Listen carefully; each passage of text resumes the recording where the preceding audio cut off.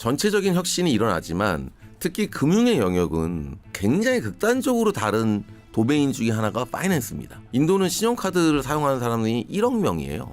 그러니까 굉장히 신용이라는 게 없는 나라고 기존의 레거시 금융이라고 얘기하는 은행이나 이런 업체들이 포괄하는 인구 수가 인도는 한 1억에서 한 2억 사이 정도 큰 숫자지만 인도는 14억 나라의 인구를 갖고 온 나라이기 때문에 신용카드로든지 아니면 디지털로 기존 했던 게 불가능했기 때문에 그게 스마트폰 때문에 가능해진 영역이거든요. 그러니까 저는 핀텍을 제로 투 원 서비스라고 부르거든요. 안 되던 게 되는 거죠. 못 봤던 서비스가 가능해지는 거기 때문에 사실 저희 서비스가 그전에 금융의 바깥에 있었던 분들이 너무 많았고 그분들이 스마트폰 때문에 엄청나게 밀려 들어오고 있는 상황인 거죠. 네, 자 3프로TV에서 은근히 제일 인기 있는 코너 더 피플 아주 훌륭한 분, 색다른 분, 멋있는 인생을 사는 분들을 모시고 그분의 인생 스토리, 살아가는 이야기 또 그분의 하시는 일을 아주 재미있게 들어보는 시간인데 오늘 모신 분은 인도에서 스타트업을 해서 아주 큰 일가를 이루고 계시고 앞으로도 더 키울 분입니다. 인도에서 그 핀테크 사업을 하시는 분인데 한국인이에요. 한국인인데 인도에서 스타트업을 해서 최근에는 뭐 우리나라 증시에 상장도 준비하고 계시다는 그런 분인데 내가 인도에 대해서 아는 게 없잖아요. 그래서 내가 강성용 교수님을 좀 옆자리에 두고 강 교수님이 질문도 좀 해주시고 진행자 데뷔 좀 한번 해봐요. 뭐 이렇게 해서 모셨습니다. 강 교수님도 나오셔서 고맙습니다. 예, 반갑습니다. 네, 예. 덕분에 다른 자리로 옮겨 앉는 기회를 얻게 된 사실상 진행자 데뷔하시는 날이에요. 예. 네. 오늘 모신 분을 바로 소개를 해드릴게요. 오늘은 어피닛의 이철원 대표님, 창업자이시기도 하고 인도에서 비즈니스 하신다는 바로 그분입니다. 어서 오십시오. 예, 감사합니다. 네. 이렇게 귀한 자리에 불러주셔서 너무 감사드립니다. 대충 제가 대표님 그 뒷조사를 잠깐 해봤더니 초년우는 괜찮으셨네요.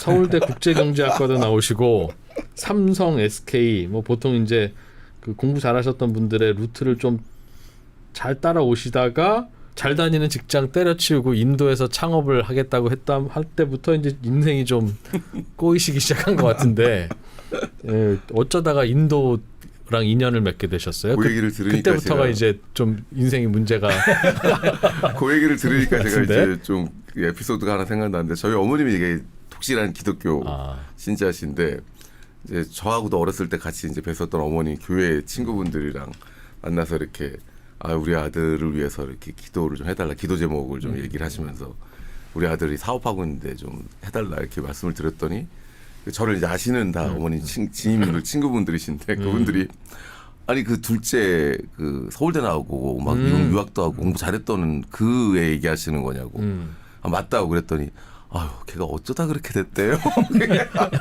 그게 첫 번째 대답이었었습니다. 그래서 말씀하신 대로 굉장히 제가 험한 길을 2006년도부터 사실은 갔고요.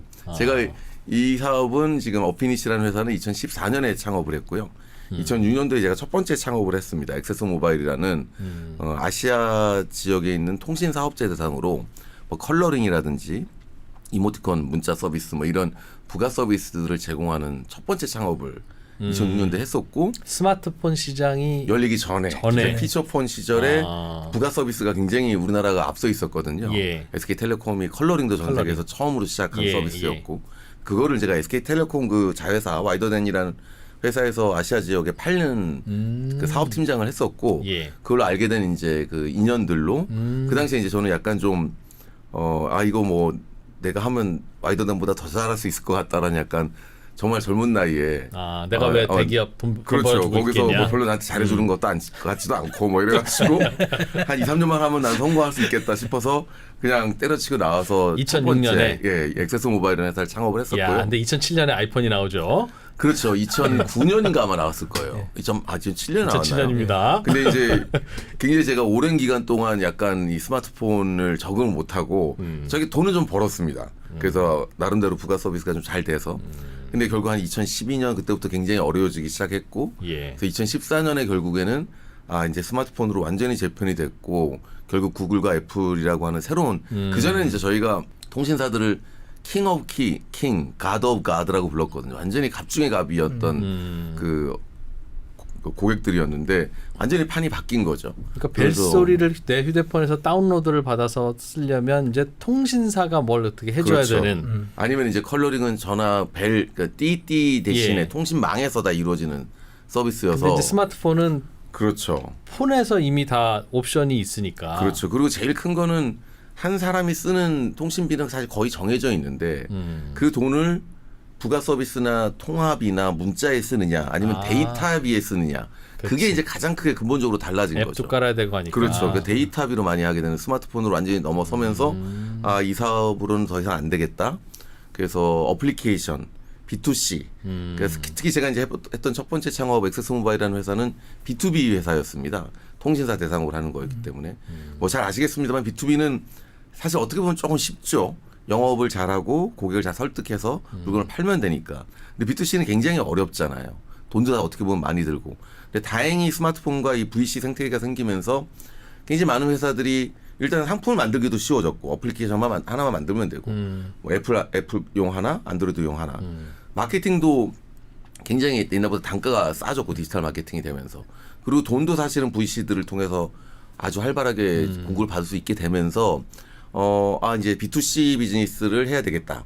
근데 이제 한 나라에서 시작을 해야 되니까 예. 그때 이제 고민을 좀 많이 했죠. 그때가 몇 어디에서. 년쯤이었어요? 그게 2014년 초입니다. 아, 처음에 했던 벨소리 비즈니스는 일단 접고. 그렇죠. 이제 그거를 그 회사는 계속 있었지만 거기서 저희가 한 100억 정도 돈이 좀 있었습니다. 벌어놓은 돈이. 장사 좀 그래도 장사 잘 되셨네요. 됐습니다. 네, 장사 잘 됐고 어휴. 그래서 그 돈을 저희가 좀 아껴놓고 있다가 저희가 5개 회사를 그때 분사를 시켰어요. 액세스 모바일 내에서 TF 형식으로 만들었다가 이제 아예 어플리케이션 비즈니스를 5개 회사를 아예 별도로 만들어서 분사를 시켰고 그 중에 하나가 요 어피닛이었고요. 그러니까 한 나라를 선택해서 들어가야 되겠다라는 생각을 했고 그때 이제 저한테는 이미 저는 2002년부터 그 와이더된 SK에 있을 때부터 굉장히 아시아 쪽 시장을 계속 출장을 저는 사실 2002년부터는 한국에 한 반 정도도 안 있었던 것 같아요. 출장 20몇 년 다니느라고? 동안. 예.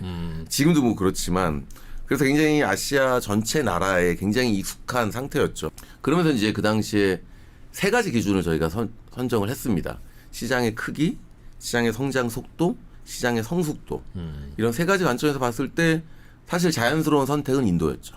인도네시아 정도를 저희가 조금 고민했었지만 인구 많고 시장 크고. 그렇죠. 시장 크고 시장 성장 속도도 빠르고 시장의 성숙도도 적정하다고 생각했어요. 그 당시에 근데 지금 생각해보면 조금 이른 감이 없지 않아 있었습니다만 그때 강성윤 교수님 만났으면 조언 많이 해주고 말렸을 텐데. 그때 만약에 양성현 만났으면 또 안 갔겠죠 저희가. 시장만 크다고. 네.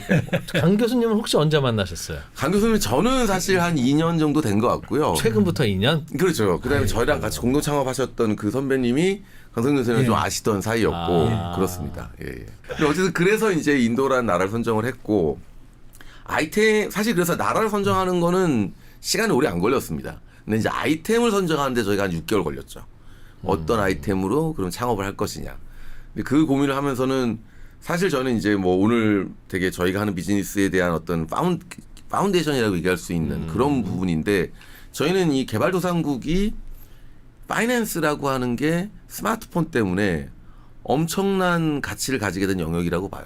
스마트폰은 여러 가지로 전체적인 어떤 혁신을 이뤘죠. 뭐 우리 스티븐 그리치 교수의 그 파괴적 혁신에 나오는 대표적인 파괴적 기술 중에 하나가 스마트폰이라고 얘기할 수도 있고 어떻게 보면 이제 저는 그런 표현을 쓰는데 다이노서 공룡이 멸망하고 포유류가 이제 대체되는 그런 정도의 엄청난 판의 어떤 변화를 만들어낸 이게 결국에는 지금 AI까지 이어지고 있는 거라고 저희는 보거든요. 그 안에 쇼핑몰도 있고 서점도 있고 은행도 그렇죠. 있고 증권사도 있고 다 있으니까. 그렇죠. 커머스 뭐 하여튼 모든 광고 모든 걸 다 대체를 하는 큰 판의 변화인데 인프라 없는 후진국일수록 그게 반갑다는 얘기죠. 그렇죠. 반가울 뿐만 아니라 전체적인 혁신이 일어나지만 특히 금융의 영역은 잘 아시겠습니다만 우리나라 저희가 이제 우리 서비스를 한국에 설명할 때 좀 어려움을 겪는 게 한국이랑 개발도상국이 많이 다르죠.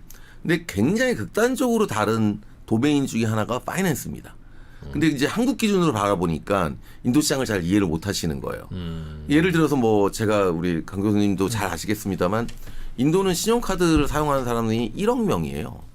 근데 우리나라는 제가 알기로는 거의 한 2억 대 이상의 그 신용카드가 뿌려져 있다고 알고 있는데 그러니까 굉장히 신용이라는 게 없는 나라고 기존의 레거시 금융이라고 얘기하는 은행이나 이런 업체들이 포괄하는 인도는 그렇죠. 인도뿐만 아니라 사실 개발도상국이 다 그렇습니다. 인도는 한 1억에서 한 2억 사이 정도. 근데 이 뭐 큰 숫자지만 인도는 14억 나라의 인구를 갖고 있는 나라이기 때문에 외상으로 뭘 사는 게 별로 없는 나라. 그렇죠. 신용카드로든지 아니면 디지털로 기존 했던 게 불가능했기 때문에 그게 스마트폰 때문에 가능해진 예. 영역이거든요. 그러니까 저는 핀텍을 제로 투 원 서비스라고 부르거든요. 안 되던 게 되는 거죠. 다른 영역은 1이 2가 되거나 1이 1.5가 되는 조금 편해지고 아주 쉬워지는 정도의 가치를 제공한다면 핀텍은 개발도상국에서는 안 되던 게 되는 못 봤던 서비스가 가능해지는 거기 때문에 사실 저희 서비스가 그전에 금융의 바깥에 있었던 분들이 너무 많았고 그분들이 스마트폰 때문에 엄청나게 밀려 들어오고 있는 상황인 거죠. 데이터상으로 보면 재작년 작년에 신용거래 1위가 뭐냐면요. 동네 구멍가게 외상값이에요. 인도. 예.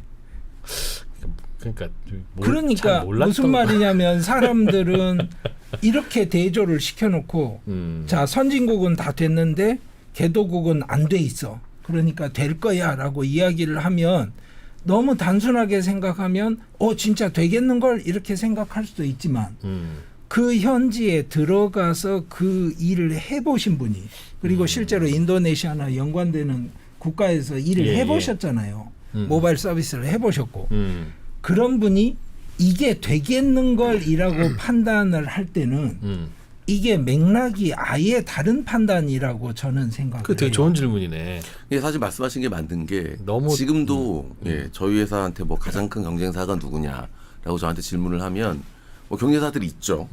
저희가 한 7, 8번 정도 되는 핀텍 회사인데 저희보다 한 5-6개 회사는 앞서 있고 뭐 머니비나 크레딧비나 잘하는 회사들이 있습니다. 근데 저희 대답은 머니 그 오프라인에 있는 사우카르라고 인도말로 부르는 우리말로는 전당포 같은 그런 사람들이라고 얘기를 해요. 왜냐하면 우리 고객이 타겟 고객이 한 10억 정도가 되는데 그 사람 중에서 스마트폰으로 이런 서비스를 쓰는 사람들은 1억 정도? 그러니까 9억은 아직도 그 서비스를 쓰고 있는 거예요. 동네 구멍가게에서 그렇죠. 돈을 빌려줘요. 말씀하신 대로 딱 그게 그래서 압도적 1위 서비스입니다. 그래서 저는 오프라인에서 그런 비즈니스를 하는 사우카르 같은 회사들이다라고 제가 얘기를 하고 사실 지금 말씀하신 대로 그 당시에 저 나름대로는 그런 기준을 갖고 들어갔지만 지금 돌이켜보면 조금 빨랐습니다. 조금 빨랐던 게 있었고요. 버텼던 게 어떻게 보면 오늘 여기까지 오게 된 것도 있었던 것 같고. 좀 이른 진입인 것 같긴 했다. 그렇죠. 그렇죠. 근데 이제 저는 이제 큰 그림에서는 사례를 많이 드는데 사실 장사하고 사업은 전 똑같다고 생각하거든요. 결국은 길목 싸움이다. 그러니까 예를 들면 강남역에서 그냥 중간 정도 하는 김밥집이나 식당 하나 하는 사람이 저기 어디 청계산 저 안쪽에 아주 맛집 하나 하는 사람보다 저는 돈을 훨씬 더 많이 벌 거라고 생각하거든요. 결국에는 얼마나 많은 사람과 트랜잭션이 왔다 갔다 거리는 길목에 잘 자리를 잡고 있느냐. 저희는 그걸 잘했다고 생각해요. 인도란 나라도 그렇지만 특히 저희가 지금 하고 있는 이런 언더뱅크나 언더크레딧 돼 있는 유저들이 막 스마트폰으로 포괄적으로 들어오고 다행히 또 이 스마트폰이 그걸 가능하게 해주는 그런 가치를 만들기 때문에 엄청나게 가치를 느끼는 새로운 유저들이 계속 들어오고 있는 거죠. 예. 너무 일러서 고생하기도 했어요? 그렇죠. 사실은 설득을 많이 해야 됐겠네 그럼. 사실은 저희가 2014년에 창업을 하고 이 이제 PPI라고 하는 전자결제 라이센스와 NBFC라고 하는 non-banking finance, 그 non-banking finance 그러니까 대출이라든지 보험이라든지 다른 모든 금융 서비스 할 수 있는 라이센스를 2019년에 받았습니다. 지금 그때 하기 전까지는 인도인들은 급전이 필요하면 전당포 같은 데 가거나 인도는 좀 우리도 있긴 있는데 전당포가 있어요 인도에? 있죠. 근데 그게 우리나라처럼 막 공식으로 큰 전당포 같은 게 아니라 그냥 이렇게 금 같은 거 받아서 돈을 빌려준다든지 아니면 막 연대보증 받아서 막 빌려준다든지 이런 서비스들이 좀 있고요. 전문으로 그것만 하는 가게가 있어요? 그렇죠. 그것도 하고 그다음에 다른 것도 팔면서 또 그런 것도 하고 그래서 그걸 이제 힌디어로는 사우카르라고 부릅니다. 사우카르라고 부릅니다. 야, 그런 걸 해보려고 했다. 스마트폰이 엄청난 데이터를 생산해내잖아요. 사실 저는 지금 AI는 결국 스마트폰에 때문에 왔다고 생각하거든요. 스마트폰 때문에 지금은 이제 더 이상 쓰지 않는 빅데이터라는 용어, IoT라는 용어, 한때 막 유명했잖아요. 머신러닝. 이게 시작이 뭐냐? 스마트폰 때문에 데이터가 쌓이기 시작하면서 모든 게 시작된 거거든요. 엄청난 양의 데이터. 근데 이게 물건에까지 들어갔어요. IoT로. 그러니까 엄청난 데이터가 또 쌓여요. 사람 데이터뿐만 아니라. 그렇게 너무 데이터가 많아지고 빅데이터가 되다 보니까 이걸 어떻게 처리할까? 그러니까 이제 머신러닝이 나오고 결국은 AI까지 지금 온 거고 그러다 보니까 이 스마트폰을 통해서 얻는 데이터들이 결국 그 사람을 다 알게 되잖아요. 예를 한번 들어봐 주세요.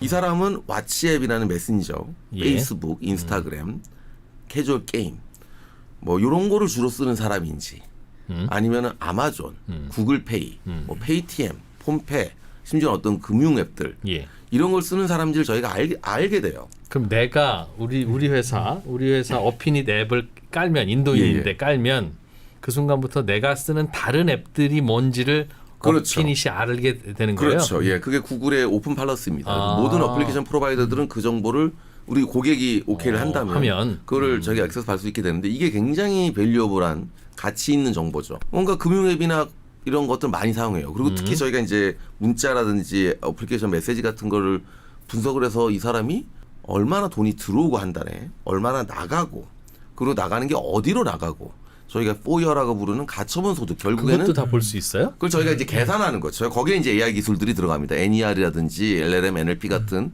사실 굉장히 저희 여기 지금 보면 한 9만 개 정도의 데이터라고 얘기했는데 실제로는 뭐 이게 저희가 이제 약간 그 세일즈 용어로 9만 개라고 얘기하는 거 실제로 한 5천 개 정도 데이터를 활발하게 활용을 합니다. 그 중에 또 되게 재밌는 게 위치 정보인데요. 이게 인도는 우리나라 7, 80년대 우리 이진우 프로님이나 강성 교수님도 비슷한 나이대시니까 아마 그러셨을 것 같은데 저희 아버지도 제가 어렸을 때 노란 봉투에 그 월급 갖고 월급 오셨었거든요. 봉투? 예. 노란 봉투 아니라 예. 누런 봉투. 맞네요. 누런 봉투. 인도도 한 70%, 60%, 70%가 현금. 월급을 현금으로 받습니다. 아직도. 그다음에 주급으로 받기도 하고. 그러니까 은행 거래 기록만 봐서는 이 사람이 정기적인 직업이 있는지 없는지를 알 수가 없어요. 알 수 없지. 그래서 저희가 위치 정보를 또 활용을 해서 그거를 파악을 해요. 그러니까 이게 주중에 낮 시간, 밤 시간 정기적으로 왔다 갔다 거리는지 이 사람이. 아 그러면 직업 있는 사람이다. 그렇죠. 한다. 아니면은 막 기워커들. 아. 기워커들 굉장히 많이 써서 막 계속 움직여요. 그럼 이 사람은 랜덤하게 돌아다니면 기워커구나. 얘는 실업자다. 그렇죠. 그런 거를 저희가 이제 또 분석을 하기도 하고 그다음에 또 되게 재밌는 게 핸드폰 모델 있잖아요. 그거는 이제 다 공개가 되거든요. 근데 되게 어떻게 생각하면 뭐 갤럭시 S 시리즈 같은 비싼 거 쓰면 비싼 거 쓰면은 좋을 것 같잖아요. 그렇지 않습니다.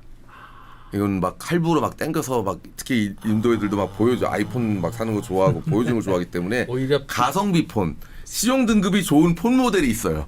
저희가 그것도 나중에 이제 이거 머신러닝 쪽에서 하다 보니까 이걸 자연스럽게 알게 된 건데. 요폰 사는 사람은 믿을 만한 그렇죠. 사람. 얘는 굉장히 여러 가지를 따져보는 애인 거예요. 신기하다. 예, 그런 것도 알게 되고요. 과시형 나중에. 소비를 안 한다. 그렇죠, 그렇죠. 오히려 그러니까 그런 것들을 스마트폰이 제공하기 시작한 거죠. 그러다 보니까 우리는 직접적인 적용 데이터라고 기존에 불렀던 직접적인 금융 데이터나 금융 관련된 시험 점수 없이도 이 스마트폰이 제공하는 대한 데이터, 비정형 데이터를 갖고 이 사람이 어떤 사람인지. 근데 단순히 이제 이런 뭐 크레딧 관련된 서비스뿐만 아니라 이제 저희가 보험도 시작했는데 보험 어떤 종류의 보험이 이게 다 같은 모델이 언더라이팅 모델이거든요. 처음에는 앱을 까시고 당신의 정보를 주세요. 그럼 내가 그걸 보고 당신한테 그렇죠. 얼마를 빌려드리겠습니다. 이렇게 그렇죠. 시작한 사업이에요? 그러니까 처음엔 저희가 결제부터 시작했고요. 맨 처음에 시작은 오히려 이제 그 전에는 모바일 선불제 유저들이 이 내가 잔액이 얼마 아직도 인도는 한 90%가 선불제입니다. 크레딧이 없기 때문에 그래요. 그것도 인도에서는 핸드폰을 할부로 산다는 개념이 없어요. 크레딧이 없기 때문에 아무한테도 할부로 핸드폰을 팔지 않습니다. 우리나라하고 완전 반대죠.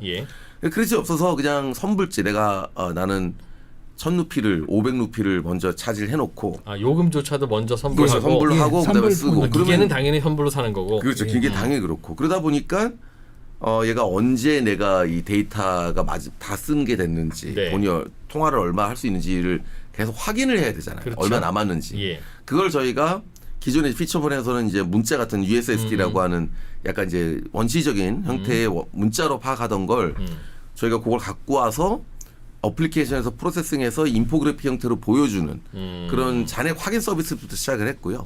그거가 이제 리차지로 연결되죠. 결제 서비스로 연결돼서 인도에 거의 10억 되는 유저가 한 달에 7, 8번 정도 리차지를 해요. 리차지라는 건 재충전. 그렇죠. 충전을 하면 그렇지. 7, 80억 건이 발생하잖아요. 거래가. 저는 지금 많이 줄어서 한 4, 5회 정도 충전하는데 아마 전 세계에서 단일 서비스로 제일 많은 유저가 제일 많은 트래픽을 일으키는 게 인도에서의 선불제 충전 서비스일 거다라고 생각합니다. 그 서비스부터 시작했어요. 거기서부터 인도에서? 시작. 거기는 이제 저희는 그 앞 단계 잔액을 확인하는 것부터 시작을 했고 그러면 쉽게 얘가 언제쯤 끝날 거다. 언제쯤 잔액이 나와서 그리고 너 보니까 이런 팩을 사는 게 좋을 거야라는 충전할래라고 제안하면 제안도 할 수 있게 되고 그래 그러면 거기서 바로 저희가 충전할 수 있는 서비스를 연결시켜 주는 거죠. 그럼 연결해주고 중간에서 피 받고 그래서 모바일 결제 서비스도 먼저 시작을 했고 자연스럽게 이 서비스를 기반으로 뭐 크레딧 서비스나 인슈런스나 인베스트먼트나 이런 펀드 서비스 이런 걸 확장하려고 생각을 했는데 초기에 그게 사업을. 저희가 한 4, 5년 사실 늦어지긴 했죠. 늦어지긴 했습니다만 원래부터 계획이 그랬습니다. 저희는 처음부터. 스마트폰 쓰는 인도 유저들한테 가서 그렇죠. 네 돈 얼마 남았다 요거를 우리가 체크해 줄게. 그렇죠. 앱을 깔아. 그렇죠. 그런 거였다는 그리고 거죠. 아주 쉽게 그래프 아주 예쁜 그림 모양으로 이제 보여줘요. 너 요만큼 남았어. 너 며칠 남았어. 한 달짜리 잘 안 썼거든요. 지금 한 달짜리 쓰는 사람들이 많이 생겼지만 그때는 막 일주일짜리. 그럼 얘들이 자기 까먹거든요. 이게 예. 그 팩이 끝나는지 그렇지. 어떤 애들 3일짜리 쓰기도 하고 막. 근데 그걸 딱 알려주면서 야 너 지금 충전해야 돼. 그리고 너 패턴 보니까 요런 팩 충전해봐. 그럼 충전할 때 충전 그래서 충전 피를 저희가 이제 좀 받는 받고. 그런 모델이었는데. 예, 근데 이제 그건 워낙 마진이 박하기 때문에 원래부터 그게 메인 비즈니스 모델 서비스는 아니었고 그걸로 트래픽을 모으려고 그랬죠. 그래서 굉장히 트래픽을 성공적으로 잘 모으긴 했습니다. 예. 근데 이제 그 서비스를 자연스럽게 다른 금융 서비스로 확대하는데 저희가 좀 시간이 오래 걸렸죠. 저희가 그 관련된 MBFC라는 라이센스도 좀 늦게 받았고 예상보다. 그다음에 그걸 자연스럽게 전환시키는데도 사실 굉장히 많은 노력들이 필요했고. 처음에 예상보다는 좀 그걸로 했다가 그 다음에는 말씀하신 대출 대부 그렇죠. 이제 크레딧 서비스를 시작을 했고 그다음에 저희가 이제 보험을 최근에 이제 시작을 했고요. 그렇게. 예. 그래서 저희 핵심은 그 스마트폰에서 얻는 대안 데이터를 갖고 구축한 이런 대안 시험 평가 모델이고 이거를 위해서 저희는 굉장히 다양한 종류의 기술들을 여러 가지를 많이 활용을 하고 있고 저희가 되게 자랑스럽게 생각하는 건 저희 요 모델이 인도 내에 있는 핀텍들 중에서 제일 좀 성능이 좋은 모델이거든요. 저희가 이제 결국에는 최종 DPD-90라고 저희가 부르는 연체율 같은 게 얼마가 나오냐는데 성능 좋다는 건 연체율이 제일 돈을 잘 낮다는 갚을 거죠. 사람인지 못 갚을 사람인지 그렇죠. 용하게 잘 구별한다. 그렇죠. 판단하는 정확도가 훨씬 그렇죠. 높다. 예, 그게 이제 단업 가능한 측에서. 게 저희가 여기 관련된 아까 말씀드렸던 LLM이나 NLP, NER 같은 굉장히 저희 입장에서는 좀 선진적이고 시도해볼 만한 여러 가지 AI 관련된 기술들을 한 2, 3년 전부터 저희는 활용을 했습니다. 그리고 나서 2020년에는 그 합친 건지 뭔지 매출 한 100억 정도가 모자랐는데 뭐 매출 100억이 안 되면 이제 3프로 TV보다도 못한 건데 그렇죠. 뭐 2024년에는 1,460억을 했어요 매출을. 네. 분명히 이 사이에서 뭔가 티핑 포인트가 있는 건데. 있죠. 그렇죠. 그러니까 뭔가 이렇게 드라마틱하게 우와 이게 무슨 포인트였습니까? 네. 이게? 이 대표님 표현으로는 시간이 많이 걸렸습니다. 그러셨지만 많이 걸리면 뭐 많이 사실은 걸려. 시간이 많이 그건 아닌데 걸린 게 2020년에 막 사업 아니고. 시작해서 겨우 이제 막 시작했는데 2024년에 1,500억 가까이 했으면 이 4년 사이에 뭔가 이게 폭발을 한번 한 건데요. 맞습니다. 그게 뭡니까? 인도 기준으로는 오래 걸린 게 아니죠. 인도 시간으로. 그렇죠. 이게 이제 사실은 제가 되게 자랑스러운 부분이기도 하고 제가 인도 친구들한테 I told you 뭐 내가 얘기하지 않았냐 뭐 제가 된다고. 내가 된다고 얘기하지 않았냐 제가 그런 표현을 하면서 말했지.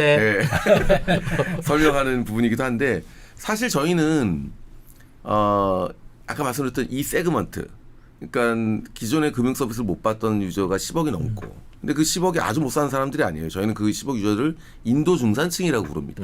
한 달 급여가 한 30만 원, 40만 원에서 한 120, 30만 원 정도 되는 그게 110억이거든요. 완전히 상위 1억은 우리나라 사람들이랑 비슷하죠. 막 억대도 받고 막 5천만 원, 6천만 원도 받는 사람들이 다 상위 1억이지만 그리고 상위 한 2억, 3억 정도는 굉장히 못 사시는 분들이고 근데 이 사람들은 금융 서비스 소외돼 있었기 때문에 이 스마트폰이 퍼지면서 이 서비스가 점점 더 알려지고 나가면 들어올 수밖에 없었어요.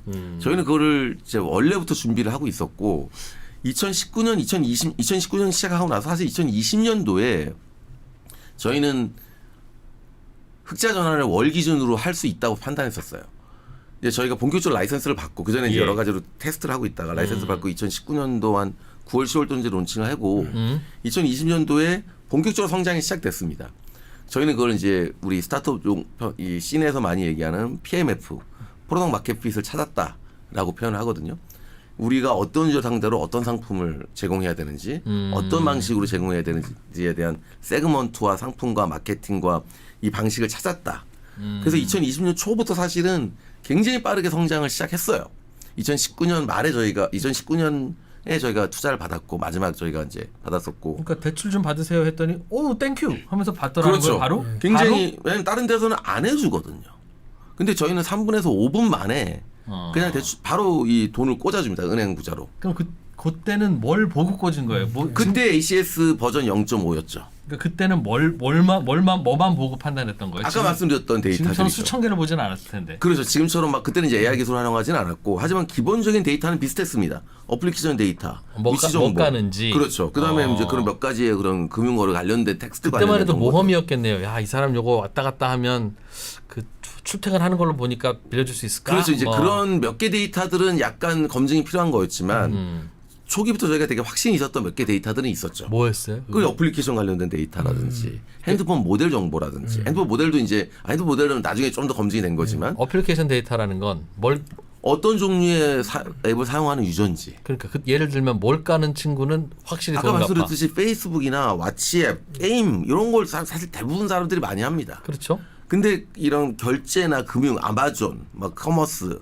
그다음에 결제 관련된 앱들, 그다음 은행 앱들, 예. 막 심지어는 증권 앱들 이런 거 까는 애들은 완전히 다른 종류의 사람들인 거죠. 좀 배운 친구들이니까. 배운 것뿐만 아니라 돈이 있는 거죠 그만큼. 아 그거 깔려 있으면 그렇죠. 웬만하면 이건 그냥 급전 잠깐 필요한 거지. 그리고 돈 저희가 없는 애가 이제 아니다. 그 전부터 했던 모바일 리차지 같은 걸 하면서 저희가 텍스트 정보들을 이미 굉장히 많이 모았고 얘가 돈이 현재 잔액이 얼마인지 그 하기 위해서 사실은 금융 관련된 거래 관련된 텍스트 문자와 텍스트들을 저희가 해석을 했죠. 지금은 훨씬 더 발달이 돼 있는 애니아로 활용해서 거의 이제 자동화가 됐지만 그 당시에는 약간 매뉴얼로 해서 우리 직원들이 직접 키워드를 넣어요. 아, 이 돈은 들어온 돈이야. 리시브드 아니면 스펜트 아니면 이제 뭐 리시브드 어디서 들어온 거야. 이게 급여성이야. 아니야. 이런 걸 다 키워드로 그걸 이제 그 정규식이라고 저도 그때 초기에 직접 그 정규식 제가 키워드 넣는 거 저 그거 잘합니다. 그런 거 제가 직접 하기도 했는데 그런 식으로 이제 심사를 하기 했었고 그러다 보니까 사실 저희는 자신이 있었죠. 이미 그런 데이터들 많이 모았었고. 근데 잘 아시겠지만 2020년도에 코로나가 이제 터지면서 그러네 맞네. 예, 터지면서 그때쯤이네. 저희 회사는 거의 이제 망하기 일보 직전까지 갑니다. 왜냐하면 그때 이제 뭐 전체적으로 경제가 어려워지면서 뭐 많이 잡리스 특히 인도는 되게 심각했거든요. 그렇죠. 저도 코로나 때 인도에 가서 한 몇 개월씩 현지에 살았었는데 식당도 문 닫고. 뭐 그냥 식당 문 닫는 정도가 아니라 그냥 저는 아파트 제 문을 나가기가 겁났어요. 왜냐면 그 아파트에서 옆에 집에 사람 죽었다. 뭐 거의 하루 건너 하루 건 식으로 계속 사람들이 아파트에서도 장례를 치르는 상황이었어서 문도 안 열었습니다. 그 문으로 전염될까봐. 굉장히 심각한 상황이 됐고 그래서 인도 정부가 약간 좀 미친 짓을 좀 했죠. 인도 정부가 할 수 있는 되게 아주 혁신적인 발상이었는데 인도 국민들을 대신해서 모라토리엄을 선언해 줬습니다. 그 얘기는 3개월, 3개월에서 6개월 동안 한 번 연장해서 너가 지금 그 은행이나 금융기관들한테 빌린 돈들 6개월 동안 안 갚아도 우리가 연체 처리 안 해줄게. 라는 걸 공표했어요. 우리도 비슷한 거 했었어요. 네. 근데 그러면은 이제 우리나라 같은 경우는 이제 그런 금융업체들한테 뭔가 혜택을 주잖아요. 예. 돈을 되게 저리로 빌려준다든지. 오케이. 인도는 그런 건 없고 나라가 돈이 없으니까 니네들이 알아서 해. 그 대신 이제 국민들 돈 안 갚을 거야 니네들한테. 다행히 저희는 초기였어서 막 성장하는 초기였어서 돈이 많이 나가 있지는 않은 상태였기 때문에 타격이 그나마 제한적이었지만 이제 성장을 못하는 타격이 사채 있었던 동결 거죠. 조치 같은 거였구나. 근데 이제 은행이나 특히 좀 규모가 좀 있었던 업체들이 많이 망했습니다. 와. 저희는 그때 연체율이 70%까지 올라갔었어요. 최종으로 한 20%까지 막아서 정리하긴 했습니다만 돈이 없기도 없고 인도 정부가 안 갚아도 된다고 하니까 심지어 더 안 갚고. 그렇죠. 그래서 그 당시에 저희가 굉장히 사업 어려움을 겪었고 2020년도에 저희 이제 그 장병근 의장님을 비롯한 기존 투자자분들께서 저희한테 어떻게 보면 약간 구제 금융을 해주시면서 저희가 1년 정도 다시 1년 정도 더 시간이 걸렸고 결국은 2022년이 지나가면서 원래 계획했던 것보다 2년 늦게 흑자 전환을 했고 그러니까 저는 사실 2020년도에 이미 제가 작년에는 이제 한 2025년에 한 1,700억 정도 매출을 하고 한 400억 정도 이익을 냈습니다만 거의 저희가 매년 2배씩 이익은 성장했는데 사실 저는 2020년부터 이게 될 거라고 저는 예상을 했죠. 근데 그게 한 2년 3년 늦어진 거. 그게 코로나와 인도 정부의 그 삽질 때문이다. 그렇죠. 코로나 때문이죠. 사실은 이제 인도 정부는 저는 할 일을 했다고 생각합니다. 국민들을 위해서 할 일을 했는데 코로나가 사실 저희한테는 굉장히 큰 좀 사례였고 그리고 이제 정부 상대를 좀 이제 하시니까 정무적 감각도 뛰어나시네요. 그죠? 저희는 그게 반드시 필요하죠. 아, 중요합니다. 인도 정부는 할 일을 했다고 생각한다. 예, 그렇죠. 되게 믿음직스러운데 바로 저런 순발력이 있어야 인도에서 사업을 하는 거지 맞습니다. 않습니까? 항상 그 멘트가 뒤에 붙어 있습니다. 2021년도에 그리고 한 번 더 위기가 있었습니다. 2021년도에 중국 그 사람들이 이제 인도 중국이 사이가 지금 엄청나게 안 좋아서 거의 중국 서비스가 중단돼 있는데 스마트폰 빼고 스마트폰은 중단하면 인도 사람들이 스마트폰을 못 사기 때문에 근데 그 모든 거는 인도는 다 금지를 시켜놨어요. 근데 그때 이제 금지되기 전이었습니다. 2020년, 21년. 그때 중국 사람들이 많이 들어와서 이제 불법적인 금융 서비스들을 많이 했어요. 막 이제 대출 같은 것도 그렇고 이런 걸 막 추심도 막 굉장히 잘못하고 돈도 막 함부로 막 빌려주고 그 사건 사고가 많이 있었으면서 굉장히 중국 여러 가지 서비스 얼마 전에 제가 보니까 이제 머니투데이 같은 데서도 그런 비두를 한번 냈던데 근데 그건 사실 좀 옛날 일이긴 한데 그래서 굉장히 철퇴를 맞고 다 물러간 적이 있었고요. 중국 대부업체들이 예, 중국에 있는 금융업체들이 몇 개 진출해가지고 근데 저희는 이제 그걸 되게 잘 극복을 했죠.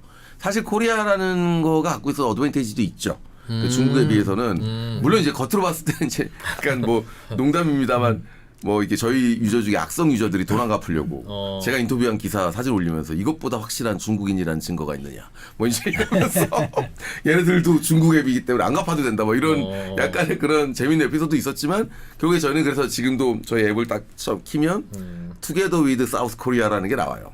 메이드 인 인디아 투게더 위드 사우스 코리아. 그러면 이제 그게 약간 지금은 중국 앱 아니라는 그렇죠. 얘기예요? 중국 앱도 아니고 이제 인도 살살 그 K 드라마나 K-팝이나 K-파워가 조금씩 먹기 시작. 동남아만큼은 아니지만 또 그렇게 좀 하면서 그 위기를 잘 극복을 했고요. 그게 사실 저희로서는 굉장히 큰 또 하나의 좀 챌린지였었어요. 야, 그런 바람이 부는구나. 그냥 그 자체적으로 연체가 늘거나 그런 것보다는. 예. 그렇죠. 그러니까 애초부터 이런 거 잘 따져서 빌려주면 연체율은 없을 거야. 돈은 벌 수 있을 거야. 그런데 이제 코로나 내지는 정책 혹은 뭐 다른 외부 변수 이런 것만 피해가면 된다고 판단하셨다는. 그렇죠. 저희는 이 펀더멘탈이라고 하는 그다음에 거시경제적 관점에서 이 시장의 어떤 흐름, 그다음에 펀더멘탈하게 14억 인구 중에 10억이 못 받고 있고 10억 중에 지금은 8억입니다. 8억이 스마트폰인데 이 유저들이 계속 매년 5천만 명씩 이 스마트폰 유저가 늘고 있거든요. 늘고 있고 그럼 이 사람들은 자연스럽게 핀텍 시장으로 들어올 거고 한 번이라도 3분에서 5분 만에 자기 구자에 꽂히는 그전에는 막 2, 3주 걸렸고 집에 있는 금 갖다가 맡겨야 됐고 그런 거 하나도 없이 딱 3분 만에 자기는 한 거 아무것도 없는데 그냥 앱을 깔아서 어플라이만 그냥 했을 뿐인데 3분에서 5분 만에 내가 돈을 받을 수 있게 된다. 이 경험은 혁명적 경험이죠. 이 경험을 한 사람들은 저한테 계속 받게 되는 거고 그 유저가 엄청나게 빨리 지금 현재 늘어나고 있는 거고요. 제가 지난번에 농담 삼아서 말씀드렸지만 아니 지금 이렇게 마구마구 커져가는 어피닛이라는 회사가 있는 겁니다만 몇 년 전에 망할지 몰랐어요. 이거 그래, 어쩐지. 맞습니다. 2020 한 3년 4년 전에만 인터뷰했어도 어떻게 될지 몰랐겠네. 예, 그렇죠. 그러니까 그렇죠. 저희는 이런 막 성장했지만 우리 계속 성장할 거야 그럼 에이 정말 이렇게 얘기하셨었죠. 예, 지금 간단하게는 저희들이 버텨낼 수 있었습니다라고 말씀을 하셨지만 그 버틴다는 게 굉장히 중요한 거거든요. 그리고 실제로 지금까지 인도 비즈니스에서 성공했던 회사들, 한국 기업들 대부분 보면 턴어라운드를 너무 짧게 계획을 하고 들어갔다가 이 기간이 길어지면서 버티지 못한 경우가 대부분이에요. 생각보다 시간 많이 걸리더라. 예, 그런데 문제는 스타트업이잖아요. 또 테크를 활용한 거기다가 또 하나는 뭐냐면 파이낸스 섹터란 말이에요. 무슨 말이냐면 아니 정부에서 NBFC 라이선스를 다음 달에 줄지 1년 있다 줄지 알 수가 없잖아요. 그 무슨 라이센스예요 그게? NBFC라고 Non-Banking Finance Company라고 그냥 은행을 제외한 오케이, 에브리. 이게 인도는 심플합니다. 이 네. 라이센스가. 물론 NBFC 안에서도 여러 가지 카테고리는 있습니다만 은행을 제외한 금융 서비스를 할 수 있는 그 라이센스를 받아야 되는 건가요? 그렇죠. 그래야지 이런 뭐 대출도 그렇지만 뭐 보험 관련된 거는 약간 다른 라이센스가 있으면 투자 상품에 대한 판매라든지 이런 게 다 가능해집니다. 그러니까 아니 이 한국 기업이 나름대로 그 분야에서 선도적인 기술을 갖고 있었고 비전이 있었다. 이것까지는 인정이 쉬운데 굉장한 무슨 한국 대기업의 계열사로서 탄탄한 재정 지원의 여력이 확인이 된다든지 뭐 이런 게 아닐 때 뚫고 나가서 그 안에서 살아남았다는 게 첫째 이제 놀라운 일인 것이고 두 번째는 뭐냐면 살아남은 것뿐만이 아니라 저 비즈니스 모델을 보고 따라 들어오는 진입자들이 있지 않습니까? 시장마다. 그 진입자들을 상대해서 경쟁이 이루어졌을 때도 상대적인 우위를 우리는 갖고 있다라고 말씀을 하시는 건데 그게 어떤 식으로 가능했는지가 제가 정말 궁금한 거예요. 예. 그게 사실 참 그렇게 얘기하시니까 제가 막 눈물이 앞을 가리는데 제가 고생한 돈도 옛날 없고 지원도 생각나니까. 없었을 텐데 예. 어떻게 버텼냐가 1번. 근데 중간중간에 우리 투자했던 형들이 좀 도와줬다. 그런 그 그렇죠. 얘기도 한번 하셨고 투자자분들이 많이 도와주셨고 이제 사실은 저는 한 3가지 정도 뭐 근본적인 것까지 합하면 4가지 정도인데 결국 그게 원인이었다고 생각을 해요. 첫 번째는 굉장히 많은 분들이 인도라는 나라를 사실 좀 오해하시는데 물론 이제 그냥 막 특히 막 여행 가서 보는 기안 팔사님이 가서 막 그리고 찍은 거 보면 너무 후지죠. 그리고 실제로 후지입니다. 아직까지도 후진 되게 많고 그렇지만 모디라는 이제 이 총리가 집권한 지가 12년 차고 이제 3번째 텀에 2년이 지난 거예요. 거기는 5년 의원 내각제이기 때문에 여기는 임기 제한이 없죠. 특히 모디의 1기 집권 기간 지금부터 12년 전에 그때 5년 동안 인도에 굉장히 많은 이 세팅이 저는 이제 그거를 게임의 룰이 세팅됐다라고 표현하는데 그리고 우리 뭐 저기 강성 교수님도 말씀하시지만 디지털 인디아가 확실하게 갖춰졌고요. 그러면서 굉장히 많은 부분들이 투명하고 깨끗하고 룰이 세팅이 됐고 그게 우리 입장에서는 그 사업 초기예요. 그게 그렇죠. 예. 제가 딱 모디 집권하는 시기쯤에 제가 사업을 시작했습니다. 예. 제가 그때 운이 좋았죠. 사실은 그때까지만 해도 인도와 동남아는 비슷한 수준이었어요. 근데 지금 제가 좀 이따 말씀드릴 수 뭐 있는 기회가 있을지 모르겠지만 제 다른 나라 진출하려고 저희가 지금 인도네시아나 몇 개 나라를 보고 있는데 이런 얘기하면 좀 죄송하지만 아직도 동남아는 많이 발전을 못했더라고요. 그런 룰 관점에서. 근데 인도는 게임의 룰, 팔러스나 규제, 해외 기업에 대한 정책, 그다음에 디지털 인프라, 금융 인프라. 이런 해외 기업, 디지털, 금융 이 3가지 저희한테 굉장히 크리티컬한 이 3가지 관점에서 거의 천지개벽을 할 정도의 룰 세팅이 이루어졌고요. 우리나라가 마이데이터라는 걸 하잖아요. 이거 놀라운 시스템이거든요. 인도가 합니다. 어카운트 애그리게이터라는 AA. 아마 제가 알고 있기로는 전 세계 몇 개 없을 거예요. 이게 혁명적인 거거든요. 한 뱅크 어카운트만 알고 있으면 지금 우리나라 다 알잖아요. 그게 되게 편해지기도 했지만 제 와이프 같은 경우는 이제 절대 안 쓰는데 이놈들이 내 걸 다 본단 말이야 뭐 이러면서 인도가 그게 가능해요. 이거 엄청난 일이죠.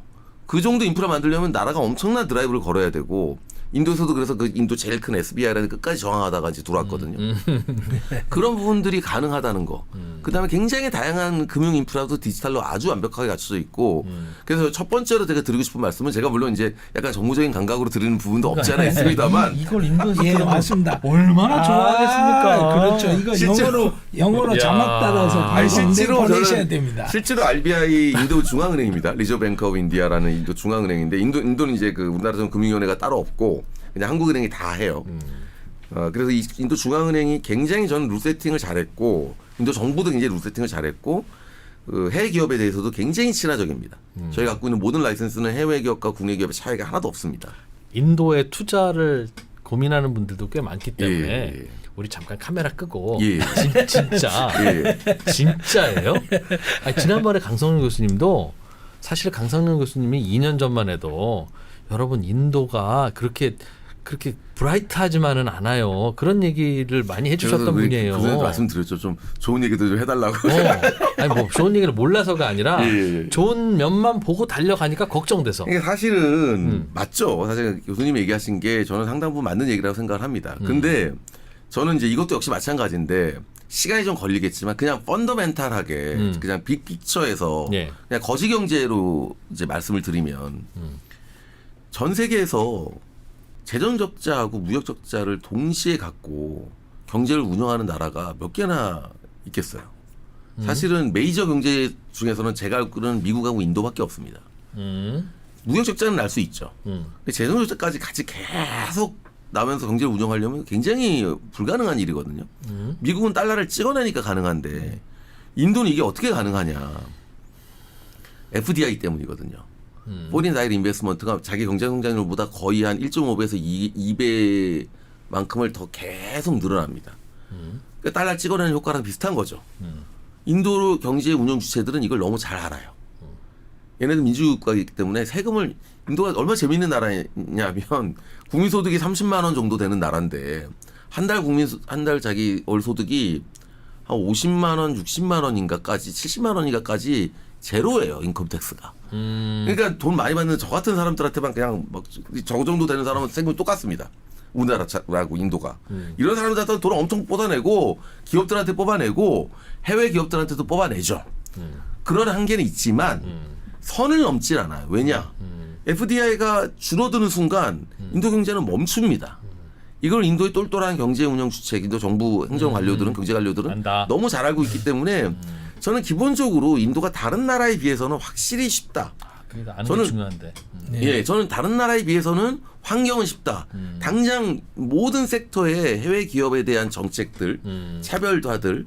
제가 최근에 동남아랑 비교하면 동남아는 아직도 차별이 많이 있더라고요. 쉽다는 게 인도는- 투자하기도 쉽고 비즈니스하기도 쉽고 그렇죠. 이렇게 성장하기도 배당도 쉽고. 보내는 걸 플러스 밟아서 배당 보내는 거 막지 않습니다. 그럼 막으면 당연히 안 들어올 거 아니에요. 이제 그러면 야, 이 나라 어떻게 비즈니스해? 그리고 당장 FDI 끊길 거 아니에요.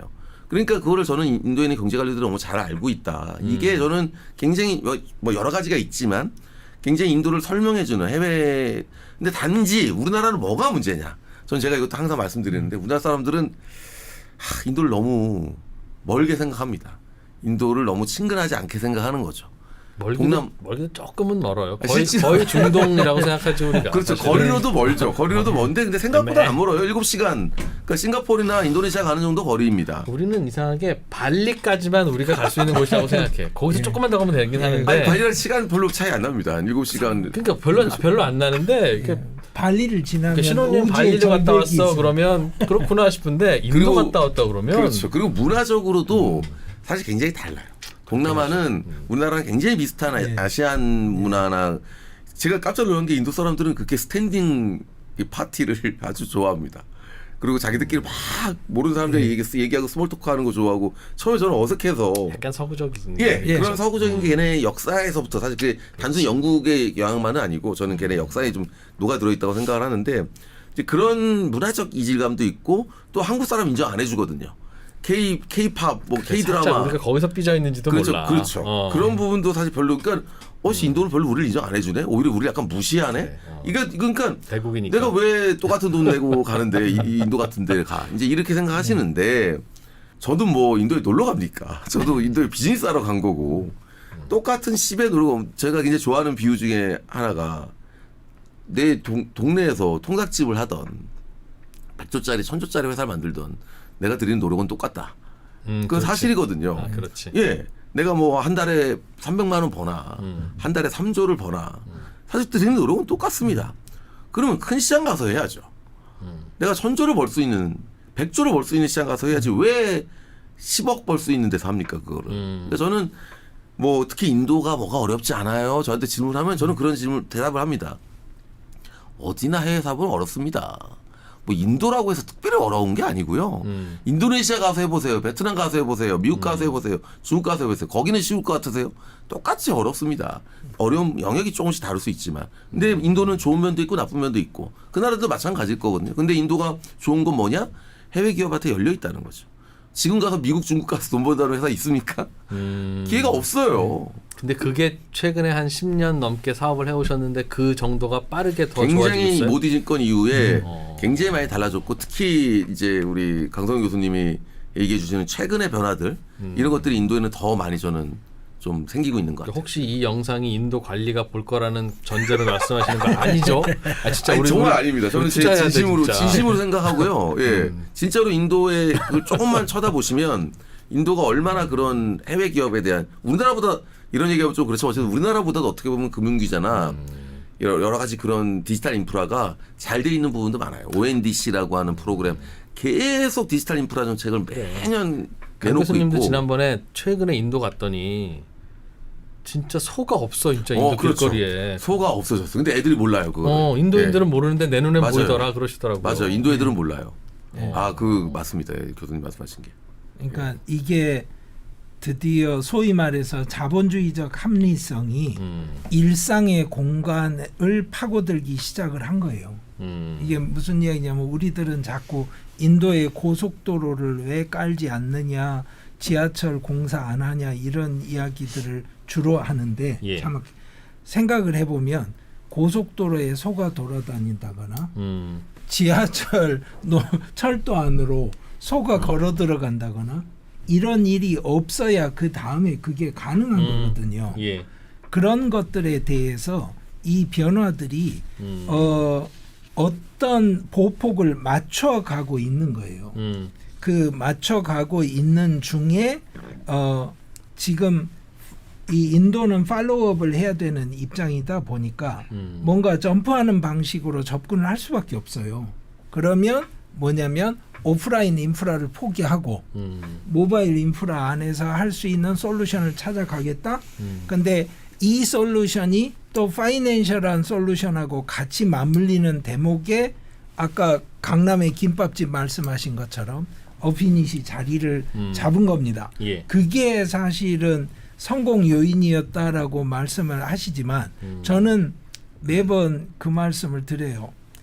똑같은 정도의 재력을 가진 부모들이 똑같이 지원을 해도 뭔가 학업 성취를 해내는 아이들이 있고 그렇죠, 이제. 아닌 아이들이 있죠. 이게 이제 아까 이제 말씀드렸던 첫 번째가 저는 정부의 어떤 그다음에 인프라적인 측면이었다면 두 번째는 이제 약간 좀 저희 자랑이 될 수도 있습니다만. 괜찮아요. 해봐. 이게 자랑하시라는 게 아니라 후배 기업들도 이제 커나가야 되니까. 그러니까 이제 두 번째는 사실 이거는 근데 제가 좀 정말 약간 자랑스러운 부분인데 저희는 이제 우리가 이제 보통 인도 사람 하면 이제 나쁘게 얘기하는 막 거짓말 잘한다, 막 변명한다, 막 속이려고 그런다. 이제 이런 얘기도 많이. 실제로 거리에서 만나는 택시 운전사, 거리에서 만나는 뭐 저기 그냥 메이드 도와주는 이런 사람들은 많이 그런 사람들이 있죠. 사실입니다. 그런 문화가 없지 않고요.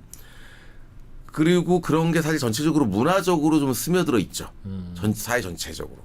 저희는 처음부터 굉장히 목적의식적으로 거버넌스라는 관점에서 굉장히 깨끗하게 사실은 굉장히 모든 걸 투명하게 다 오픈하고 우리는 거짓말하지 않는다. 그러니까 예를 들면 굉장히 아직도 뭐 약간 거짓말이라기보다는 정보를 다 오픈하지 않고 약간 속이면서 싼 것처럼 해서 비싸게 파는 게 아직도 좀 있는 회사들이 있거든요.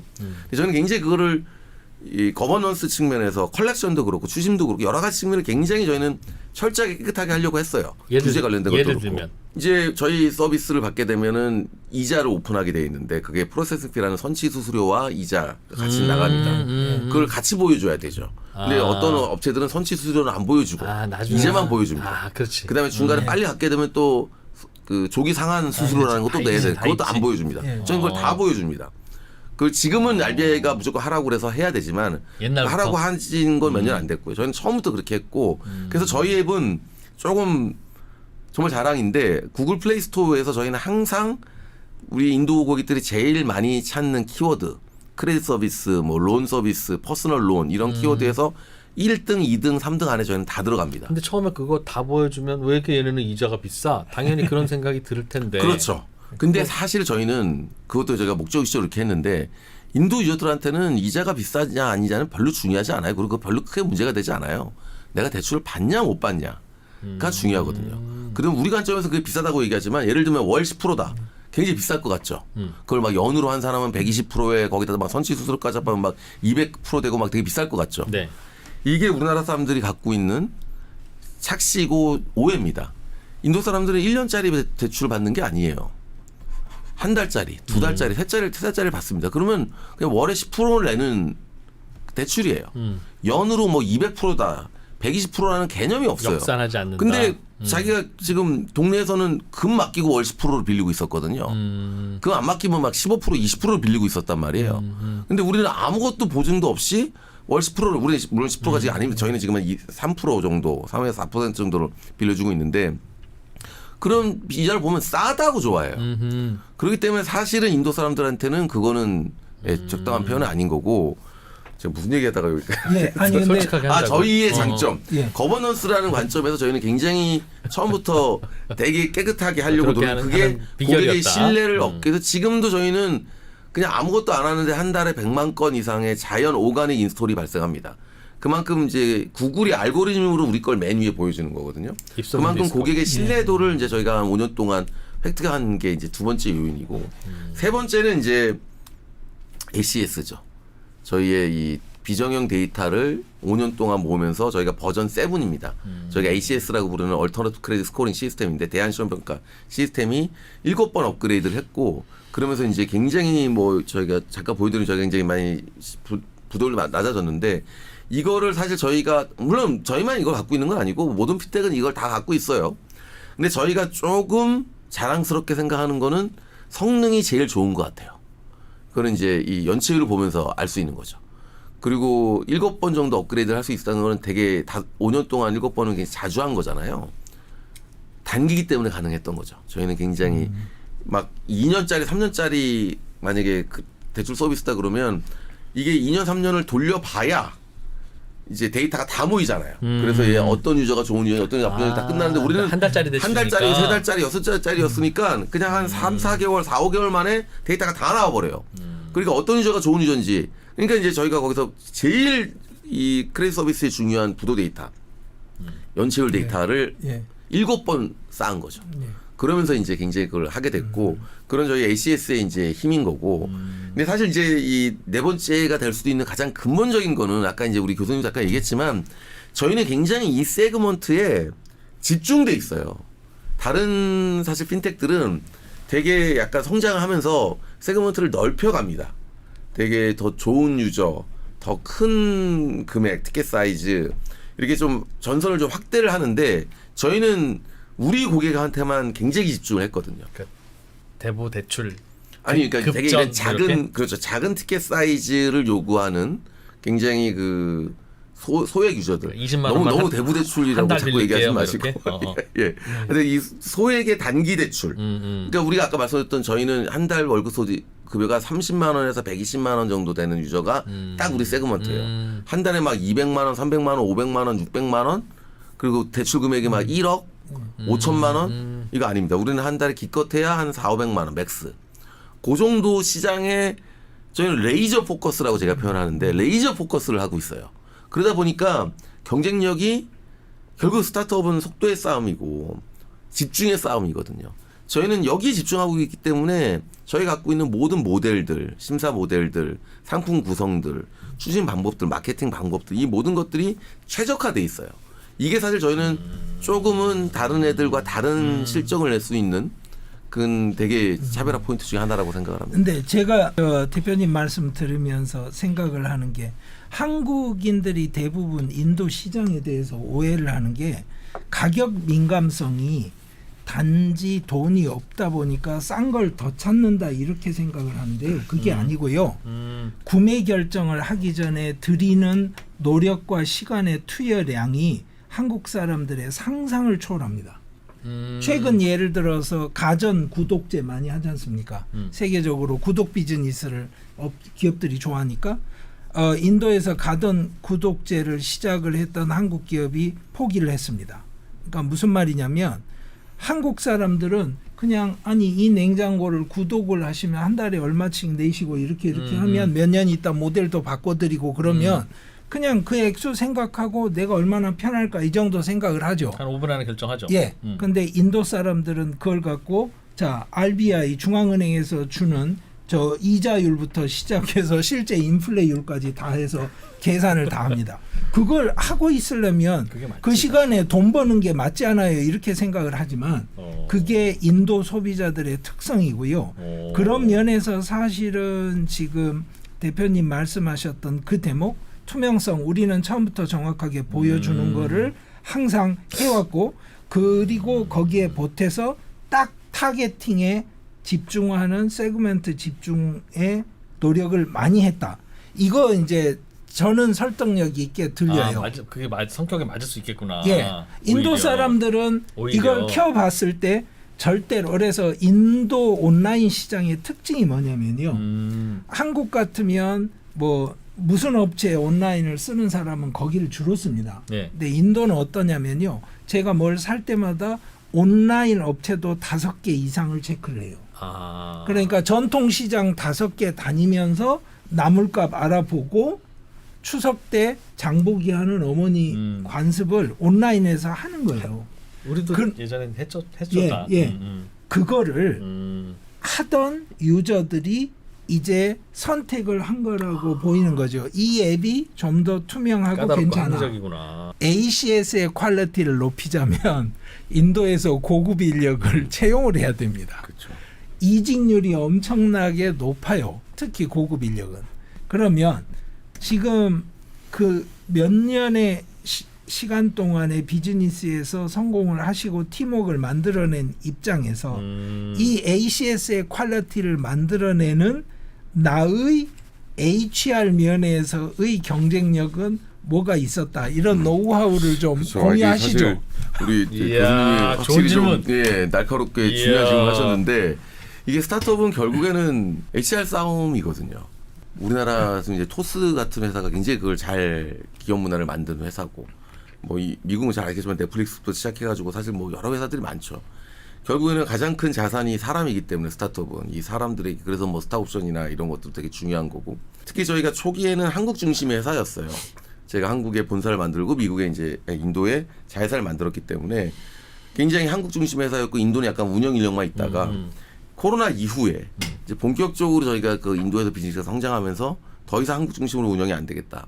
그래서 2021년, 2022년이 지나면서 인도 현지 중심으로 많이 옮겼습니다. 그래서 지금은 한국 직원 한 40여 명, 인도 직원이 400명입니다. 한국 직원이 여전히 키 플레이어들이 있습니다만 뭐 프로덕트나 엔지니어링, 데이터 사이언티스트, 데이터 엔지니어 거의 기본적인 핵심 인력들이 다 지금 현재 인도에 있어요. 그러면 사실 그렇게 되기까지 특히 우리 회사 같이 이렇게 큰 회사도 아니고 인도에서 되게 이렇게 작은 스타트업인데 일단 뭐 약간 여담으로 인도에서 제일 똑똑한 애들은 일단 미국에 갑니다. 예, IIT 나오고 그 IIT 떨어지면 MIT 간다는 그 IIT 그 IIT 나온 애들은 제일 똑똑한 애들은 미국 갑니다. 미국 가서 이제 구글 CEO 되고 마이크로소프트 CEO 되는 거죠. 네. 두 번째로 똑똑한 애들은 인도에서 스타트업을 창업합니다.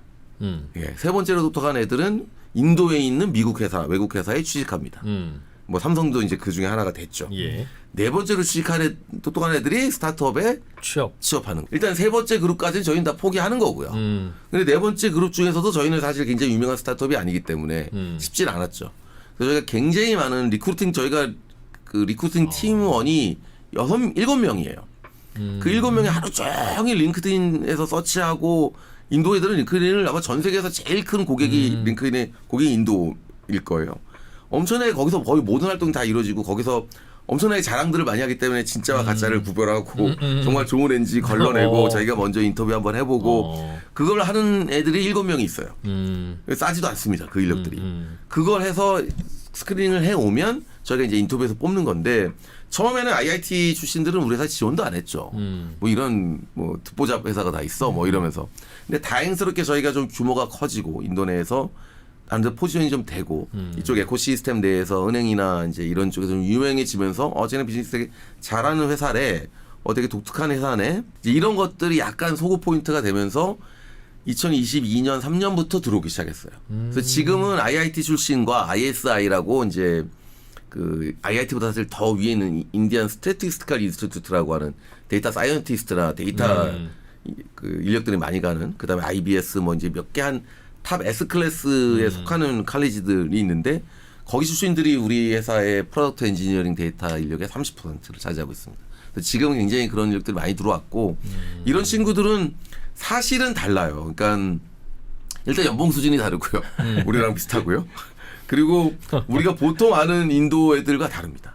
뭐 인도 애들은 막 거짓말 많이 하고 제가 인도에서 많이 있는 저하고 골프도 이제 많이 치는 친하게 지내는 한국 분들이랑 뭐 이제 대기업 분들도 계시고 하니까 우리 회사 직원들 얘기하면 깜짝 놀라죠. 일단 첫 번째 연봉이 이렇게 높냐? 어떻게 이렇게 연봉을 많이 주냐? 그러면서 걔들 그 밥값을 하냐?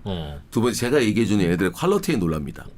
얘네들은 저는 제가 봤을 때는 한국 애들보다 훨씬 더 일 잘하는 애들 많아요.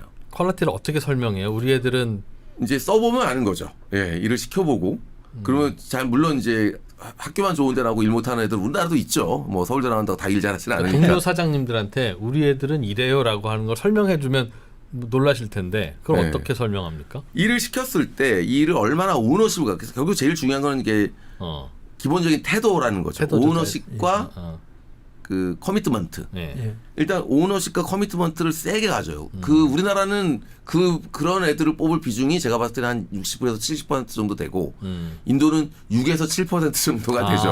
하지만 그 정도 친구들이 들어왔을 때 그런 친구들이라면 우리나라 사람들 못지않은 오너십과 커미트먼트를 보여주고 똘똘한 애들은 그 일을 처리하는 방식과 과정과 속도가 굉장히 빠릅니다. 우리나라 애들보다 더 잘해요. 그런 친구들을 많이 저는 경험을 했고 그런 친구들은 회사가 대우를 잘해주죠. 아주 잘해주죠. 그러면 걔네들은 다른 회사를 옮길 이유가 없죠.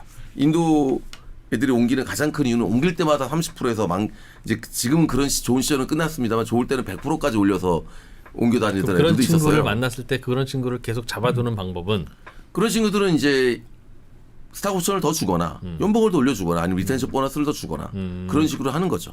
제 스탁 옵션의 가치를 사실 저는 스탁 옵션의 가치를 굉장히 높게 평가하기 때문에 저는 우리 직원들이 스탁 옵션 대신에 그냥 돈으로 달라고 하면 저는 좋아요. 그래 꼭 얘기를 하죠. 너는 참 가치를 모르는구나. 너는 우리 회사에 오래 일할 애가 아니구나. 제가 그렇게 얘기를 합니다. 근데 실제로 그 가치를 지금 저희가 만약 상장을 하게 되면 스탁 옵션을 선택했던 애들은 돈을 받은 애들보다 50배 이상 돈을 더 많이 벌게 되겠죠. 가끔씩은 이제 그런 친구들이 채용이 슬슬 되기 시작하면서 그렇죠. HR이 선순환이 되기 시작하더라. 그렇죠. 어느 정도 회사 규모가 되니까. 그렇죠. 그게 사실 처음에는 좀 어려웠는데 이 친구들이 또 이런 친구들을 데리고 오기도 하고 그런 것들이 이제 선순환이 만들어지는 뭔가 거죠. 그 인간적으로 야 좀 앉아봐라. 어? 내가 형 같아서. 야 성이라고 해. 어? 한 잔해.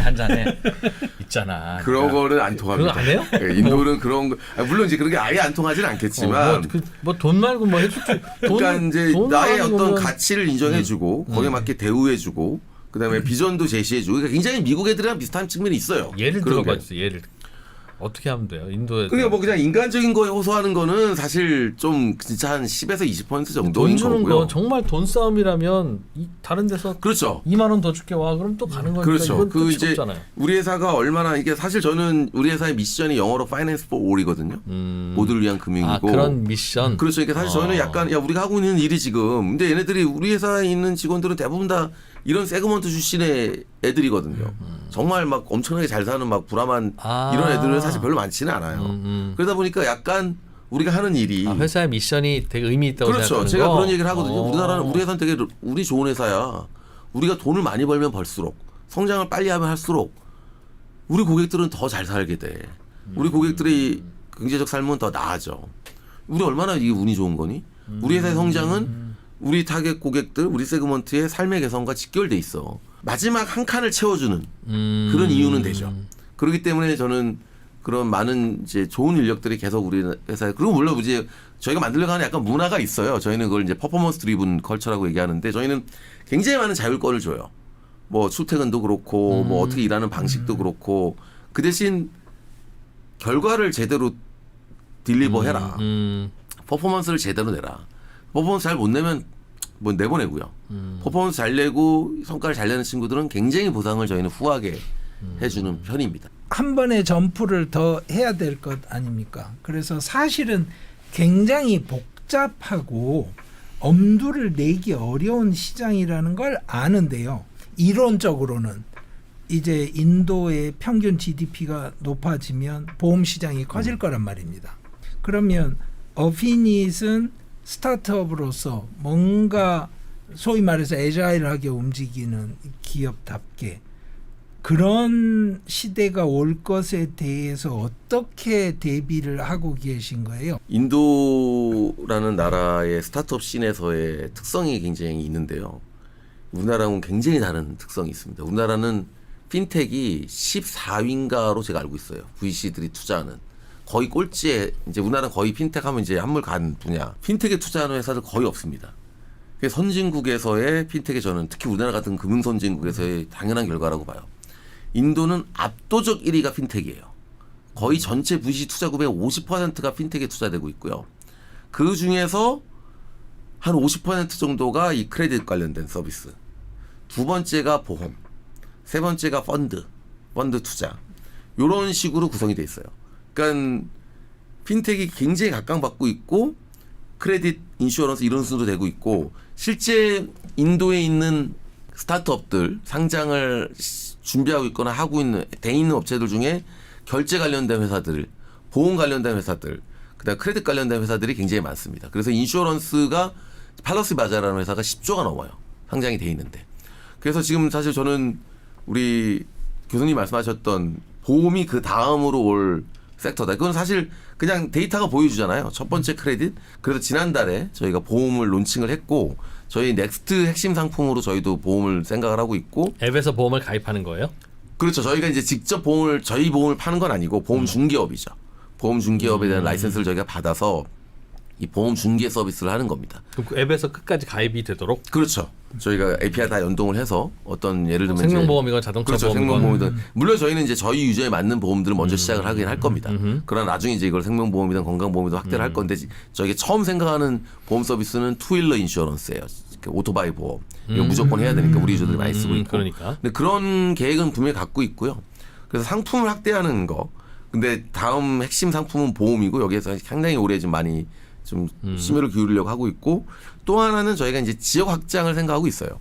국가. 저희는 그러니까 인도라는 나라에서의 성공 모델은 모든 개발도상국에 저희는 다 통한다. 그냥 영어 대신에 그 나라 언어로 텍스트만 바꾸면 되는 거거든요. 그러면 사실 이 모델을 그대로 쓸 수 있게 되고 그리고 그 나라 가서 또 그 나라 좋다고 나라 가서 이제 칭찬하면 되고 이제 그 칭찬할 수 있는 제도를 갖고 있는 나라인지는 제가 가서 봐야죠. 그게 참 쉽지 않더라고요. 제가 정말 인도에 간 게 정말 천운이었다. 근데 솔직히 얘기하면 그때 제가 갈 때 몰랐죠. 인도에 모디가 집권하고 모디가 이런 변화를 이끌어낼 거라고는 사실 몰랐죠. 그러니까 운이 좋았고. 아니 구글이 그거 허용해서 스마트폰만 쓰면 다 그게 확인이 되는 건데 관에서 해줄 게 뭐가 있다고? 나라에서 금지하는 나라도 있더라고요. 아, 그런 데이터 액세스에 대해서 대출해 주는 걸. 그러니까 데이터 액세스를 몇 몇 개의 데이터는 아예 인도는 그걸 구글이 오케이하고 고객이 오케이하면 허용해 주는데 그걸 허용하지 않는 나라들도 좀 있고 몇 가지 좀 이렇게 그 규제 환경의 차이가 좀 있어서 근데 그런 부분을 좀 봐긴 해야 되겠습니다만 어쨌든 저는 인도의 모델을 카피 페이스트하면 개발도상국들이 갖고 있는 굉장히 공통적인 문제이고 절대 늦지 않았거든요 아직도. 그렇기 때문에 그 나라들에 가서 충분히 해볼 만하다라는 생각은 갖고 있습니다. 이 대출을 해주려면 돈이 계속 어디서 구해 오셔야 돼서 보통은 이제 우리나라 대출을 해주는 캐피탈 회사들도 캐피탈채, 뭐 여전채 이런 거 회사채를 발행하거나 아니면 은행에서 대출을 받거나 그렇게 해야지 자기 자본으로 하기는 쉽지는 않은데요. 근데 저희는 이제 사실은 금융 플랫폼이라고 저희 스스로를 부르는 게 트루발란스라는 저희 이제 업비닛이 만든 어플리케이션 이름이 트루발란스인데요. 트루발란스는 중개를 해주는 앱입니다. 그러니까 저희가 직접 저희 손자 회사가 트루크레딧이라는 회사인데 그 손자 회사가 이제 MBFC 라이센스를 받아서 그 손자 회사가 대출해주기도 하지만 우리 자체 손자 회사를 통하지 않고 다른 회사들을 그냥 연결시켜주는 이건 저희 ACS를 이용해서 심사하는 것과 마케팅, 고객을 데려오는 이 두 가지가 핵심 저희 경쟁력이 되겠죠.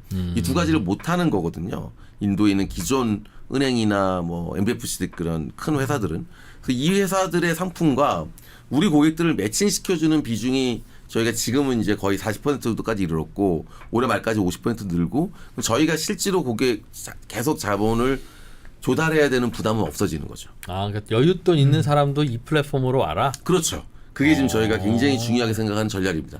우리 돈을 갖고 있는 쩐주들, 은행들과 뭐 큰 MBFC 회사들이 우리 고객들에게 직접 연결을 시켜주는데 우리는 플랫폼 피만 받고요. 네. ACSP하고 마케팅 피하고 이런 플랫폼 피만 받고 그리고 그거를 해주면서 중개비만 저희 받겠다는 건데 실제로 이 회사들은 레거시 금융 업체들은 어떻게 해야 될지를 모르는 거죠. 디지털에서 어떻게 고객을 획득해야 될지 이런 유저들을 어떻게 심사해야 될지 그러니까 이제 우리랑 같이 이런 유저들을 확장을 하기 싶고 왜냐하면 이 친구들도 이런 새로운 세그먼트에 들어오고 싶은 거거든요. 그런 식으로 이제 비즈니스를 확장하려고 생각하고 있습니다.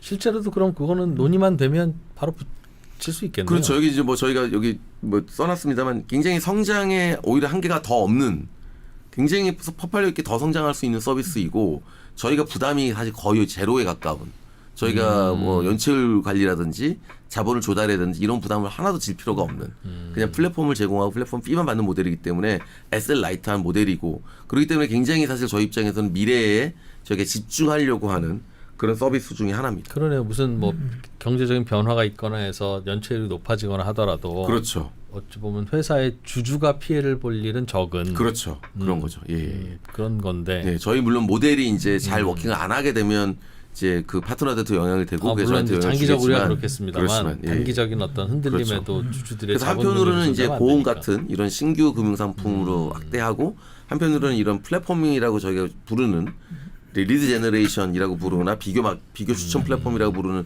요 플랫폼의 비중을 굉장히 올려나가는 거를 핵심적인 전략 방향성 중에 하나로 생각하고 있습니다. 저게 참 저런 거 하면 좋은데 보통은 이제 저러려면 예.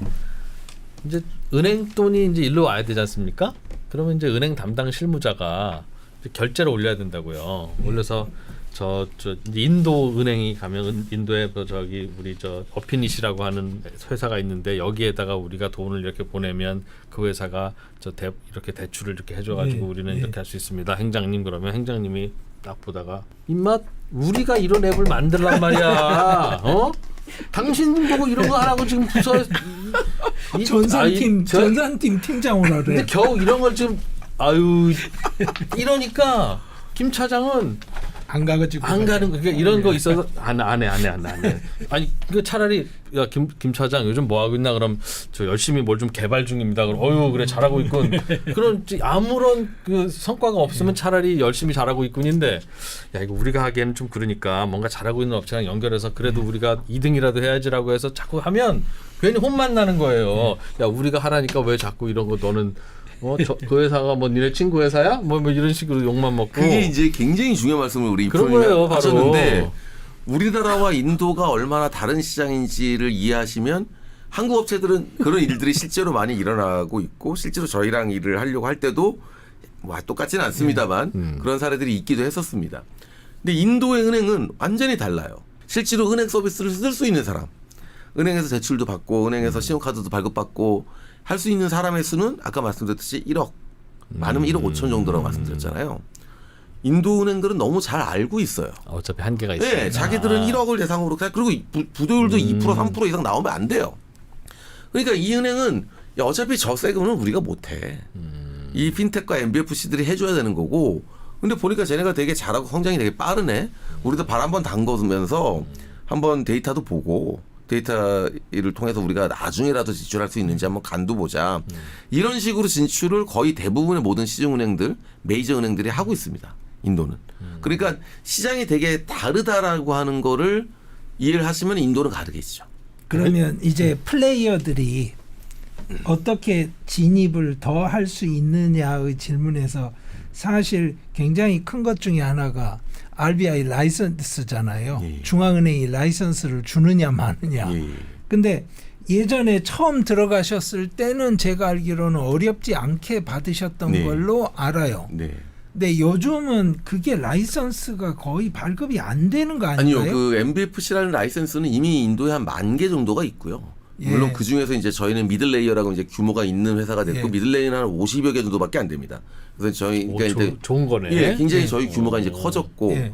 그래서 MBFC 라이센스는 이미 많고 또 MBFC 라이센스 자체라는 걸 받기가 아주 엄청나게 어려운 건 여전히 아닙니다만 예. 이런 디지털 핀텍이라는 걸 하기에는 이미 엄청난 진입장벽이 생긴 상태예요. 한 10개 정도의 업체가 이 시장을 사실 지금 갈라먹고 있고 저희도 이제 그 중에 하나고 RBI에서 디지털 핀텍, 디지털 랜딩, 디지털 크레딧이라고 하는 섹터에 대한 가이드라인을 쭉 다 만들었고 그 가이드라인을 다 지켜야 돼요. 그러기가 사실 쉽지 않아요. 굉장히 기술적인 투자도 많이 있어야 되고 프라이버시에 대한 거, 데이터 프라이버시에 대한 거, 시큐리티에 관련된 것들, 뭐 거버넌스에 관련된 것들 이런 것들을 다 맞춰서 구축을 해야 되는데 그게 쉽지가 않고 그다음에 기본적으로 이런 모델들 이런 게 있어 기본적으로 처리를 할 수 있게 되는데 그것도 사실 만들어서 성능을 내기도 쉽지 않고 이런 여러 가지 이유들 때문에 규제적인 진입장벽이 아니라 예. 실질적인 진입장벽이 지금 생겨져 있는 상태고 한 10개, 10여 개 정도 되는 이 핀텍들이 요 비즈니스를 같이 지금 하고 있는 상태다라고 보시면 될 것 같습니다. 그러니까 거의 과점 시장이 됐다. 그렇죠. 지금 이제 그렇죠. 그래서 아까 말씀드렸던 우리 뭐 야 니네가 한번 해봐. 그래서 이렇게 하려고 하는 뭐 지오라고 예, 이제 예. 아시는 그 릴라이언스 지오라는 회사들도 이런 비슷한 걸 한번 해보려고도 하고 합니다만 이런 세그에 들어오는 걸 되게 어려워하고 있죠. 그러니까 사업상의 해자가 있는 거네요. 그렇죠. 현실적으로. 네네 맞습니다. 해보려면 터프하고 처음에는 작아 보이고 그러면서 이제 시장은 자꾸 커지면 그렇죠. 이렇게 당하는 예. 딱 그렇죠. 그런 시장이라서 맞습니다. 정확히 그겁니다. 박유적 기술이 등장했을 때는 항상 하위 시장부터 먹기 시작하는데 상위에서 플레이하던 애들은 그게 너무 작으니까 뛰어들기에는 작고 예. 냅둬 관심 보면 없다가 자꾸 커지고 어느 갑자기 확 퍼져 있는 거죠. 이 어피닛이 굉장히 관심 대상이던 기업이었어요. 아이, 왜냐하면 감사합니다. 예, 예. 첫째는 제조업이 아닌 분야에서 활약하는 기업에 제가 관심이 많았고요. 그래서 뭐 게임이나 금융이나 뭐 문화 산업 이런 거 기업들에 관심이 많았고 지금 스타트업을 시작을 하겠다는 젊은 친구들이 있다고 한다면 인도 시장에 관해서 어떤 말씀을 해주고 싶으세요? 기회가 있을 때마다 인도에 오셔라 얘기를 했는데 지금은 솔직히 말씀드리면 조금은 조심스러운 게 있죠. 왜냐하면 저는 사실 인도를 잘 알기 때문에 사실 이렇게 할 수 있었습니다. 그리고 물론 그 이후에도 좋은 투자자분들을 만나서 오랜 시간을 버틸 수 있었죠. 돈 못 벌고. 근데 지금은 사실 저는 일단 첫 번째 인도 시장을 좀 잘 아는 사람이어야 한다. 인도 시장에 대해서 정말 아무것도 모르는 상황에서 들어오기에는 쉽지는 않을 거다. 최소한 6개월 정도는 배낭여행이라도 다녀오시고 그다음에 가서 좀 뭔가라도 조금씩 살면서 해보시고 그래서 인도 시장에 대해서 좀 분명히 이해도는 갖고 들어와야 된다라는 거랑 6개월치 여행 정도면 돼요? 그 정도 사실 저는 그냥 순수 여행이 아니라 이제 그 사회를 경험하고 하는 거면 사실 저는 그 정도면 된다고 생각을 해요. 그 정도면 네, 그 정도면 그 나라를 사실 나라를 이해하는 거, 문화를 이해하는 게 중요한 거잖아요. 근데 그게 사실 핵심적인 걸 이해하는데 그렇게 많은 시간이 필요하다는 부딪혀 보면서 이제 겪는 게 중요한 거라서 그런 거지. 두 번째는 이제 버티실 준비가 돼 있으면 하셔라. 그러니까 저처럼 12년을 버티실 정도까지는 아니겠으나 굉장히 많은 챌린지가 그러게. 있을 거고 어려움이 있을 텐데 그거를 버티실 생각이 있으시면 시작을 하셔라. 라는 말씀을 드리고 싶네요. 그래서 지금은 조금 조심스러워졌습니다. 그때는 무조건 오셔야 됩니다. 지금 인도같이 좋은 나라가 어디 있습니까? 이런 성장하고 있고 막 이런 걸 얘기를 했을 텐데 저 스스로가 이제 너무 많은 고생도 하고 저도 이제 여러 가지를 겪다 보니까 자신감 있을 때는 오라고 그렇죠. 했는데 예. 근데 물론 여전히 저는 그 생각은 있어요. 그냥 거시적인 관점에서 봤을 때는 인도네시아도 모르고 베트남도 모르고 인도도 몰라요. 어차피 힘든데 예. 예. 그냥 다 몰라요. 예. 그러면 인도로 와야죠. 예, 그냥 인도에서 비즈니스 하는 게 어떻습니까? 라고 물어봤을 때 제가 이렇게 대답을 하지만 제가 지금 인도네시아를 진출할지 인도를 진출할지 베트남을 진출할지 고민 중입니다. 그럼 제 질문은 그 나라 중에서 다른 하나라도 확실히 잘 아시는 나라가 있습니까? 아니에요. 저 다 잘 몰라요. 기왕 그러면 인도 리스크야. 오세요. 기왕 리스크 그 대답은 여전합니다. 예, 예. 인도 증시에서는 상장하려면 한참 걸려요? 아니요. 인도 증시도 뭐 사실 우리나라보다 더 증시가 이제 큰 증시고요. 예. 굉장히 증시가 좋죠. 사실은 80년대 우리나라 증시다. 그러니까 우리나라가 80년대에 비해서 한 몇 배 지금 커 있죠. 그러니까 지금 인도에 넣고 한 20년 동안 그냥 까먹고 있으셔라. 제가 얘기하는데 그럼 20년 뒤에 우리나라 증시가 돼 있었을 거다라고 얘기를 해서 좋은 시장인데 저희는 이제 사실 한국 투자자들 일본 이제 라인이나 일본 투자자 약간 있고 인도 투자자 하나 있습니다만 거기는 한국계 법인에 투자한 투자자고 그래서? 한국 투자자 대부분이기 때문에 한국에서 당연히 하는 걸 선호를 하시고요. 투자자 뭐 여러 가지 이제 회수라는 관점에서 그래서 사실 이제 한국을 선택하게 된 게 제일 컸고요. 예, 인도도 나쁜 시장은 아닙니다. 예. 가끔씩 이제 큰 돈 버시는 분들도 있잖아요. 사업하다 보면. 맞습니다. 예. 근데 보면 그분들도 요즘 사업 잘 되니까 어떠세요?라고 여쭤보면 그냥 원망스러워요. 그래 왜 그러면 아니 내가 요즘 이렇게 사업이 잘 되고 하는 게 아마 하늘의 뜻이기도 하고 누군가 도와주는 분이 있는 것 같기는 해요. 그러시길래 그럼 좋잖아요. 그랬더니 도와줄 거면 진작 좀 도와주지. 왜 막판에 뭐 굳이 이렇게 내 어려울 때가 얼마나 고생할 거 다 많았는데 하고. 갈 거 다 하고. 근데 사실 저는 지금 그런 물론 얘기 이제 하시더라고. 예상했던 것보다는 오래 걸리기도 했고 그러긴 했지만 아까 말씀드렸던 우리 교수님 말씀하셨던 사실 저는 제조업은 정말 우리나라가 잘한다고 생각하거든요. 특히 인도에서 지금 보면 뭐 거의 모든 산업 분야에서 인도는 정말 일본 회사들이랑 비교가 안 될 정도로 한국 회사들이 꽉 잡고 있습니다. 뭐 가전, 자동차, 예. 그다음에 식료품, 뭐 하여튼 온갖 종류의 제조업들 다 유럽 회사들도 사실 많이 좀 그렇고. 그게 굉장히 잘하고 있는데 사실 IT 서비스는 뭐 얼마 없잖아요.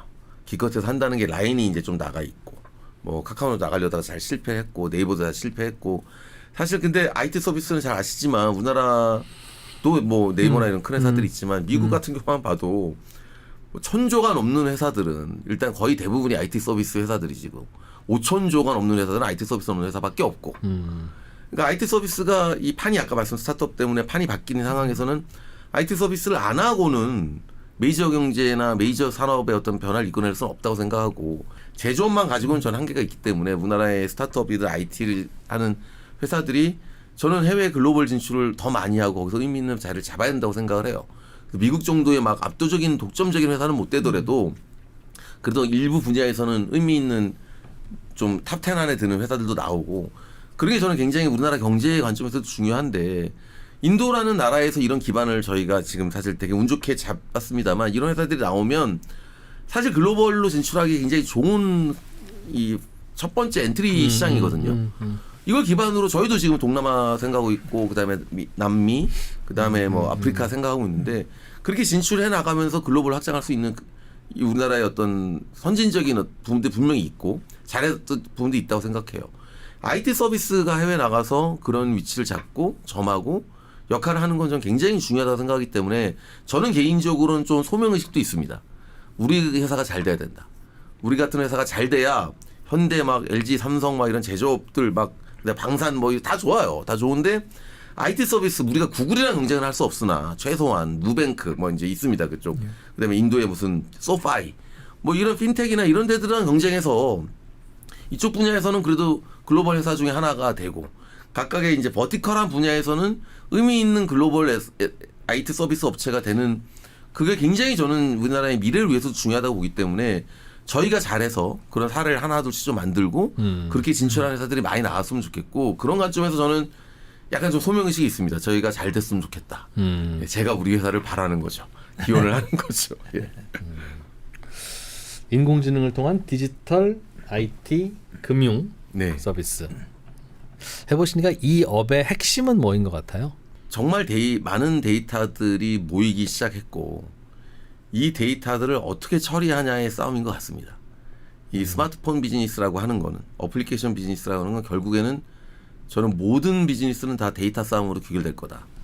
이 데이터를 어떻게 잘 모아서 어떻게 프로세싱하고 어떻게 애널라이징해서 어떻게 결과물을 도출해낼 것이냐.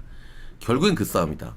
그래서 저희는 굉장히 운 좋게도 초기에 밸런스 체크부터 시작할 때부터도 데이터 모으는데 굉장히 심혈을 기울였고 잔액 확인을 하기 위한 데이터를 처리를 많이 했고 아까 정규식이라고 말씀드렸던 방식부터 시작해서 데이터를 잘 모아왔고 그걸 되게 초기부터 그걸 프로세싱하기 위해서 그때는 이제 머신러닝 기술들 초기에는 그다음에 이제 AI 기술들을 활용해서 이걸 잘 처리해 온 것 같고요. 이게 개발도상국에서 아까 말씀드렸던 제로 투 원이라고 하는 폭발적 가치를 만들어내는 핀텍 분야에서 굉장히 꽃을 지금 사실 피우고 있는 거고 이런 AI 기술들이 저희 고객을 상대로 하는 이 핀텍 분야에서 더 훨씬 더 중요한 역할들을 해나갈 거기 때문에 특히 이제 보험 같은 건 더 그럴 거고요. 언더라이팅이 사실 저는 어떻게 보면 크레딧보다 더 중요한 업종이라고 생각을 합니다. 그런 식으로 어떻게 저희의 이 기술 역량을 강화해 내느냐 내부적으로 AI를 활용한 생산성 향상을 저희가 이제 AI 네이티브 인덱스라고 그래서 ANTI 인덱스라고 해서 L1부터 L5라고 제가 그냥 저희 회사 난대로 규정을 한 다음에 L4에 다다르는 걸 목표로 하는데요. 사람의 개입을 최소화시키고 AI가 대부분 일을 해서 굉장히 많은 일들이 소수의 사람으로 되게 되고 다수의 사람이 된다면 생산성이 5배, 10배가 되는. 그래서 AI를 이용해서 실제로 생산성도 높이고 AI를 이용해서 서비스의 모델도 만들고 그런 걸 올해 굉장히 중요한 KPI로 생각하고 있어서 지금부터 저희는 데이터를 어떻게 처리하느냐 이걸 어떻게 AI 기술을 잘 활용하고 그런 인력들을 잘 다루는 인력들을 어떻게 만들어낼 거냐 여기에 사실 저희는 지금 굉장히 많은 회사에 좀 포커스를 두고 있고 이게 결국엔 한 1년 뒤 먼 시기도 아니고요 1년 뒤에 각 회사들의 어떤 수준을 다르게 만드는 요인들이 될 거라고 저는 생각을 합니다. 참 모든 회사가 저게 숙제인데 저거 하는 게. 그렇죠. 저게 부장님이 안 하던 거를 김 대리한테 시켜야 되는 거라서 그게 문제죠. 부장님도 어떻게 해야 될지 모르고 이제 예. 그래서 저게 참 고민인 거라고 하더군요. 하긴 해야 이게 되는데. L4가 이제 뭐 10%로 써 있지만 그러니까 결국에는 지금은 이제 저희 회사는 완전히 그렇게 됐는데 얼마나 많은 AI 툴을 활발하게 쓰느냐가 지표가 돼 버렸어요. 그냥 AI를 뭐 이용해 가지고 뭐 다른 뭐 이런 게 아니라 AI를 얼마나 선진적으로 잘 받아들여서 얼마나 활발하게 이거 쓰느냐. 뭐 예를 들면 어떤 개발자는 모니터를 한 6개 켜놓고요. 얘한테 일 시켜놓고 한 5명이 하던 일을 혼자 하는 개발자들 생기기 시작했습니다. 레벨 4가 된 거죠 이미. 몇 명은 이미 레벨 4가 됐고요. 레벨 5는 사실 뭐 전 잘 모르겠지만 대부분은 레벨 1이나 2에 있죠 지금. 근데 저희는 레벨 4를 전 직원을 만들었으면 좋겠는데 올해 말까지는 한 50% 직원들은 레벨 4까지 갔으면 좋겠다는 생각이고 저 아들한테도 제가 얘기합니다. 클로드가 필요하던 제미나이가 필요하던 유료 서비스 한 달에 200불짜리라도 내가 사줄 테니까 써라. 결국 차이는 이걸 얼마나 잘 쓰느냐. 200불짜리를 쓴다는 건 대단한 쓰는 그 기술이 있다는 거거든요. 보통은 몇 불, 10불짜리, 몇십 불짜리면 돼요. 근데 내가 230불짜리를 써야 되겠다, 월정액을. 걔는 엄청나게 이걸 활용을 잘하고 있는 애거든요. 그 기쁜 마음으로 회사에서, 우리 회사는 100% 지원해 주거든요. 어떤 AI 툴이든 가격이 얼마든 모든 종류의 AI 툴 가격은 회사가 내줍니다. 근데 그런 걸 쓰는 사람들은 성공하고 있는 사람들인 거죠. 근데 대부분 인력은 사실은 아직까지도 뭐 챗 GPT 무료 버전을 쓰고 있거나 제미나이의 무료 버전을 쓰고 있는 친구들도 많고 뭐 그런 차이들이 사실 굉장히 큰 차이를 만들어낼 거라고 저희는 생각합니다. 대부분의 기업들에서 말씀하신 것처럼 AI 활용도가 떨어지는 사람들이 의사결정권자에 가까운 사람들이어서 뭐 어떻게 시켜야 될지도 기존 모르겠네요. 맞아. 기업들이 겪는 가장 큰 어려움은 그 재교육 문제인 그럴 것 것 같고요. 맞아요. 근데 이제 어피닛 같은 경우에는 상대적으로 지금 직원들 평균 연령도 낮은 편이고 또 스타트업이고 예. 이래서 그 뭐라고 할까요? 리셋 내지는 리스트럭처링이 굉장히 편한 편이신 거죠. 우리 회사에 있다가 이제 다른 회사로 옮긴 직원들이랑 저희가 가끔 얘기를 해보는데 정말 인더스트리별로 천차만별이래요. 뭐 예를 들면 약간 전통적인 중소기업이나 약간 이런 데로 간 되게 우량 예. 그런 친구들도 꽤 있는데 뭐 자주 연락을 하면서 얘기를 듣는 편이거든요. 그러니까 저희한테 차라리 외주를 하나 따가라.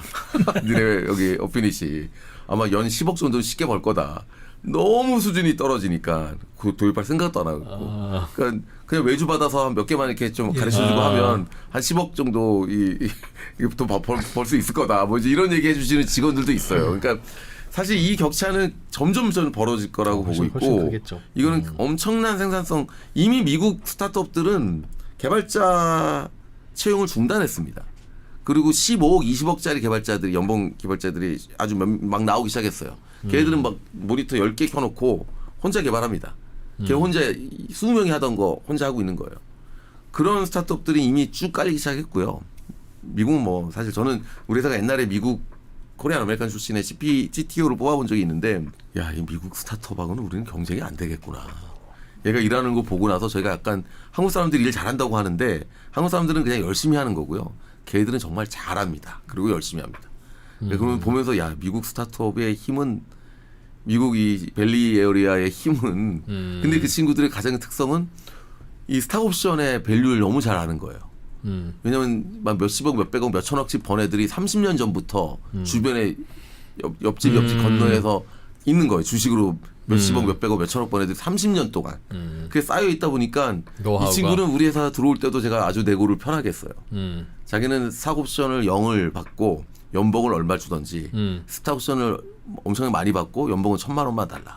그다음에 중간. 그럼 저는 그 중간으로 하자. 근데 이런 내고는 저는 유일했습니다. 한국과 인도 그 어디에서도 스탁옵션을 돈으로 인정해서 반반할게라든지 내지는 스탁옵션을 좀 더 받고 연봉을 줄일게라는 내고를 한 적이 없습니다. 항상 스탁옵션은 베러헵. 있으면 좋고요. 너무 적은 거 좀 더 주세요. 이게 얼마가 될지 계산도 안 해요. 그냥 너무 적어서 너무 숫자적으로 적은 것 같은데요. 뭐 이런 얘기. 이게 참 답답한 상황이었는데, 근데 어쨌든 저는 그런 경험을 해보고 나서 야 정말 경쟁이 안 되겠구나. 스마트한데? 정말 미국의 스타트업들이 일하는. 그러니까 이런 게 이미 지금 거기는 엄청나게 일어나고 있다라고 하고요. 우리나라 회사들 스타트업들도 이렇게 하고 있는 회사들 많이 있어요. 예. 저희가 오히려 좀 늦은 경우일 수도 있고. 그리고 사실 이게 국가적으로도 굉장히 중요한 게 인도 인적 자원을 활용하는 루트가 될 수 있는 위치에 있는 기업들이 그렇죠. 몇이 있어요. 그 중에 하나가 어피닛인 거죠. 그러니까 자꾸 뭐 인도에 천재가 많다는 등 이런 이야기 하면 안 되는 거고요. 그냥 정규 분포 곡선 그대로 몇 그렇죠. 인구가 많기 때문에 많은 겁니다. 예, 몇 퍼센트의 예. 천재는 있는 거예요. 어디에 가나. 그런데 그 사람들이 한국에 도움이 되는 방향에서 일을 해줄 수 있게 어떻게 네트워킹을 하느냐 문제인데, 그런 면에서 의미 있는 뭔가 기여를 할 수 있는 다른 일들이 미래에 오지 않을까 하고 기대를 하고 있습니다. 오랜만에 또 강성룡 교수님도 뵙고 인도에서 고군분투하셔서 이제는 좀 한숨 돌리신 어피닛의 이천원 대표님도 함께 잘 만나봤습니다. 혹시라도 또 인도 비즈니스 혹은 뭐 스타트업 생각하시는 분들께 좋은 귀한 시간이 되셨길 바라고요. 오늘 더피플은 여기서 마무리하겠습니다. 두 분 시간 내주셔서 고맙습니다. 예, 감사합니다. 초대해 주셔서 감사합니다. 수익을 만드는 안목의 차이. 남들과 같았으면 시작도 하지 않았다. 우리가 반도체 쇼티지나 얘기할 때 3% 5% 가지고 쇼티지가 1년 가는 거거든요. 아이폰이 폴더블 폰 윤곽이 나왔다. 그럼 당연히 그러면 여기에 수혜 보는 건 삼성전자고 LG 디스플레이. 기술의 격차는 계좌의 격차가 됩니다. 반도체 슈퍼 사이클, 돈 되는 반도체, IT 투자 교실 김장렬. 뉴스 뒤에 가려진 진짜 밸류체인을 경험하세요. 당신의 계좌를 방어하고 성장시킬 진짜 테크 투자를 시작하세요. 결과로 증명된 마스터들, 클래스의 차이가 수익의 차이를 만듭니다. 지금 바로 3프로TV 홈페이지를 확인하십시오.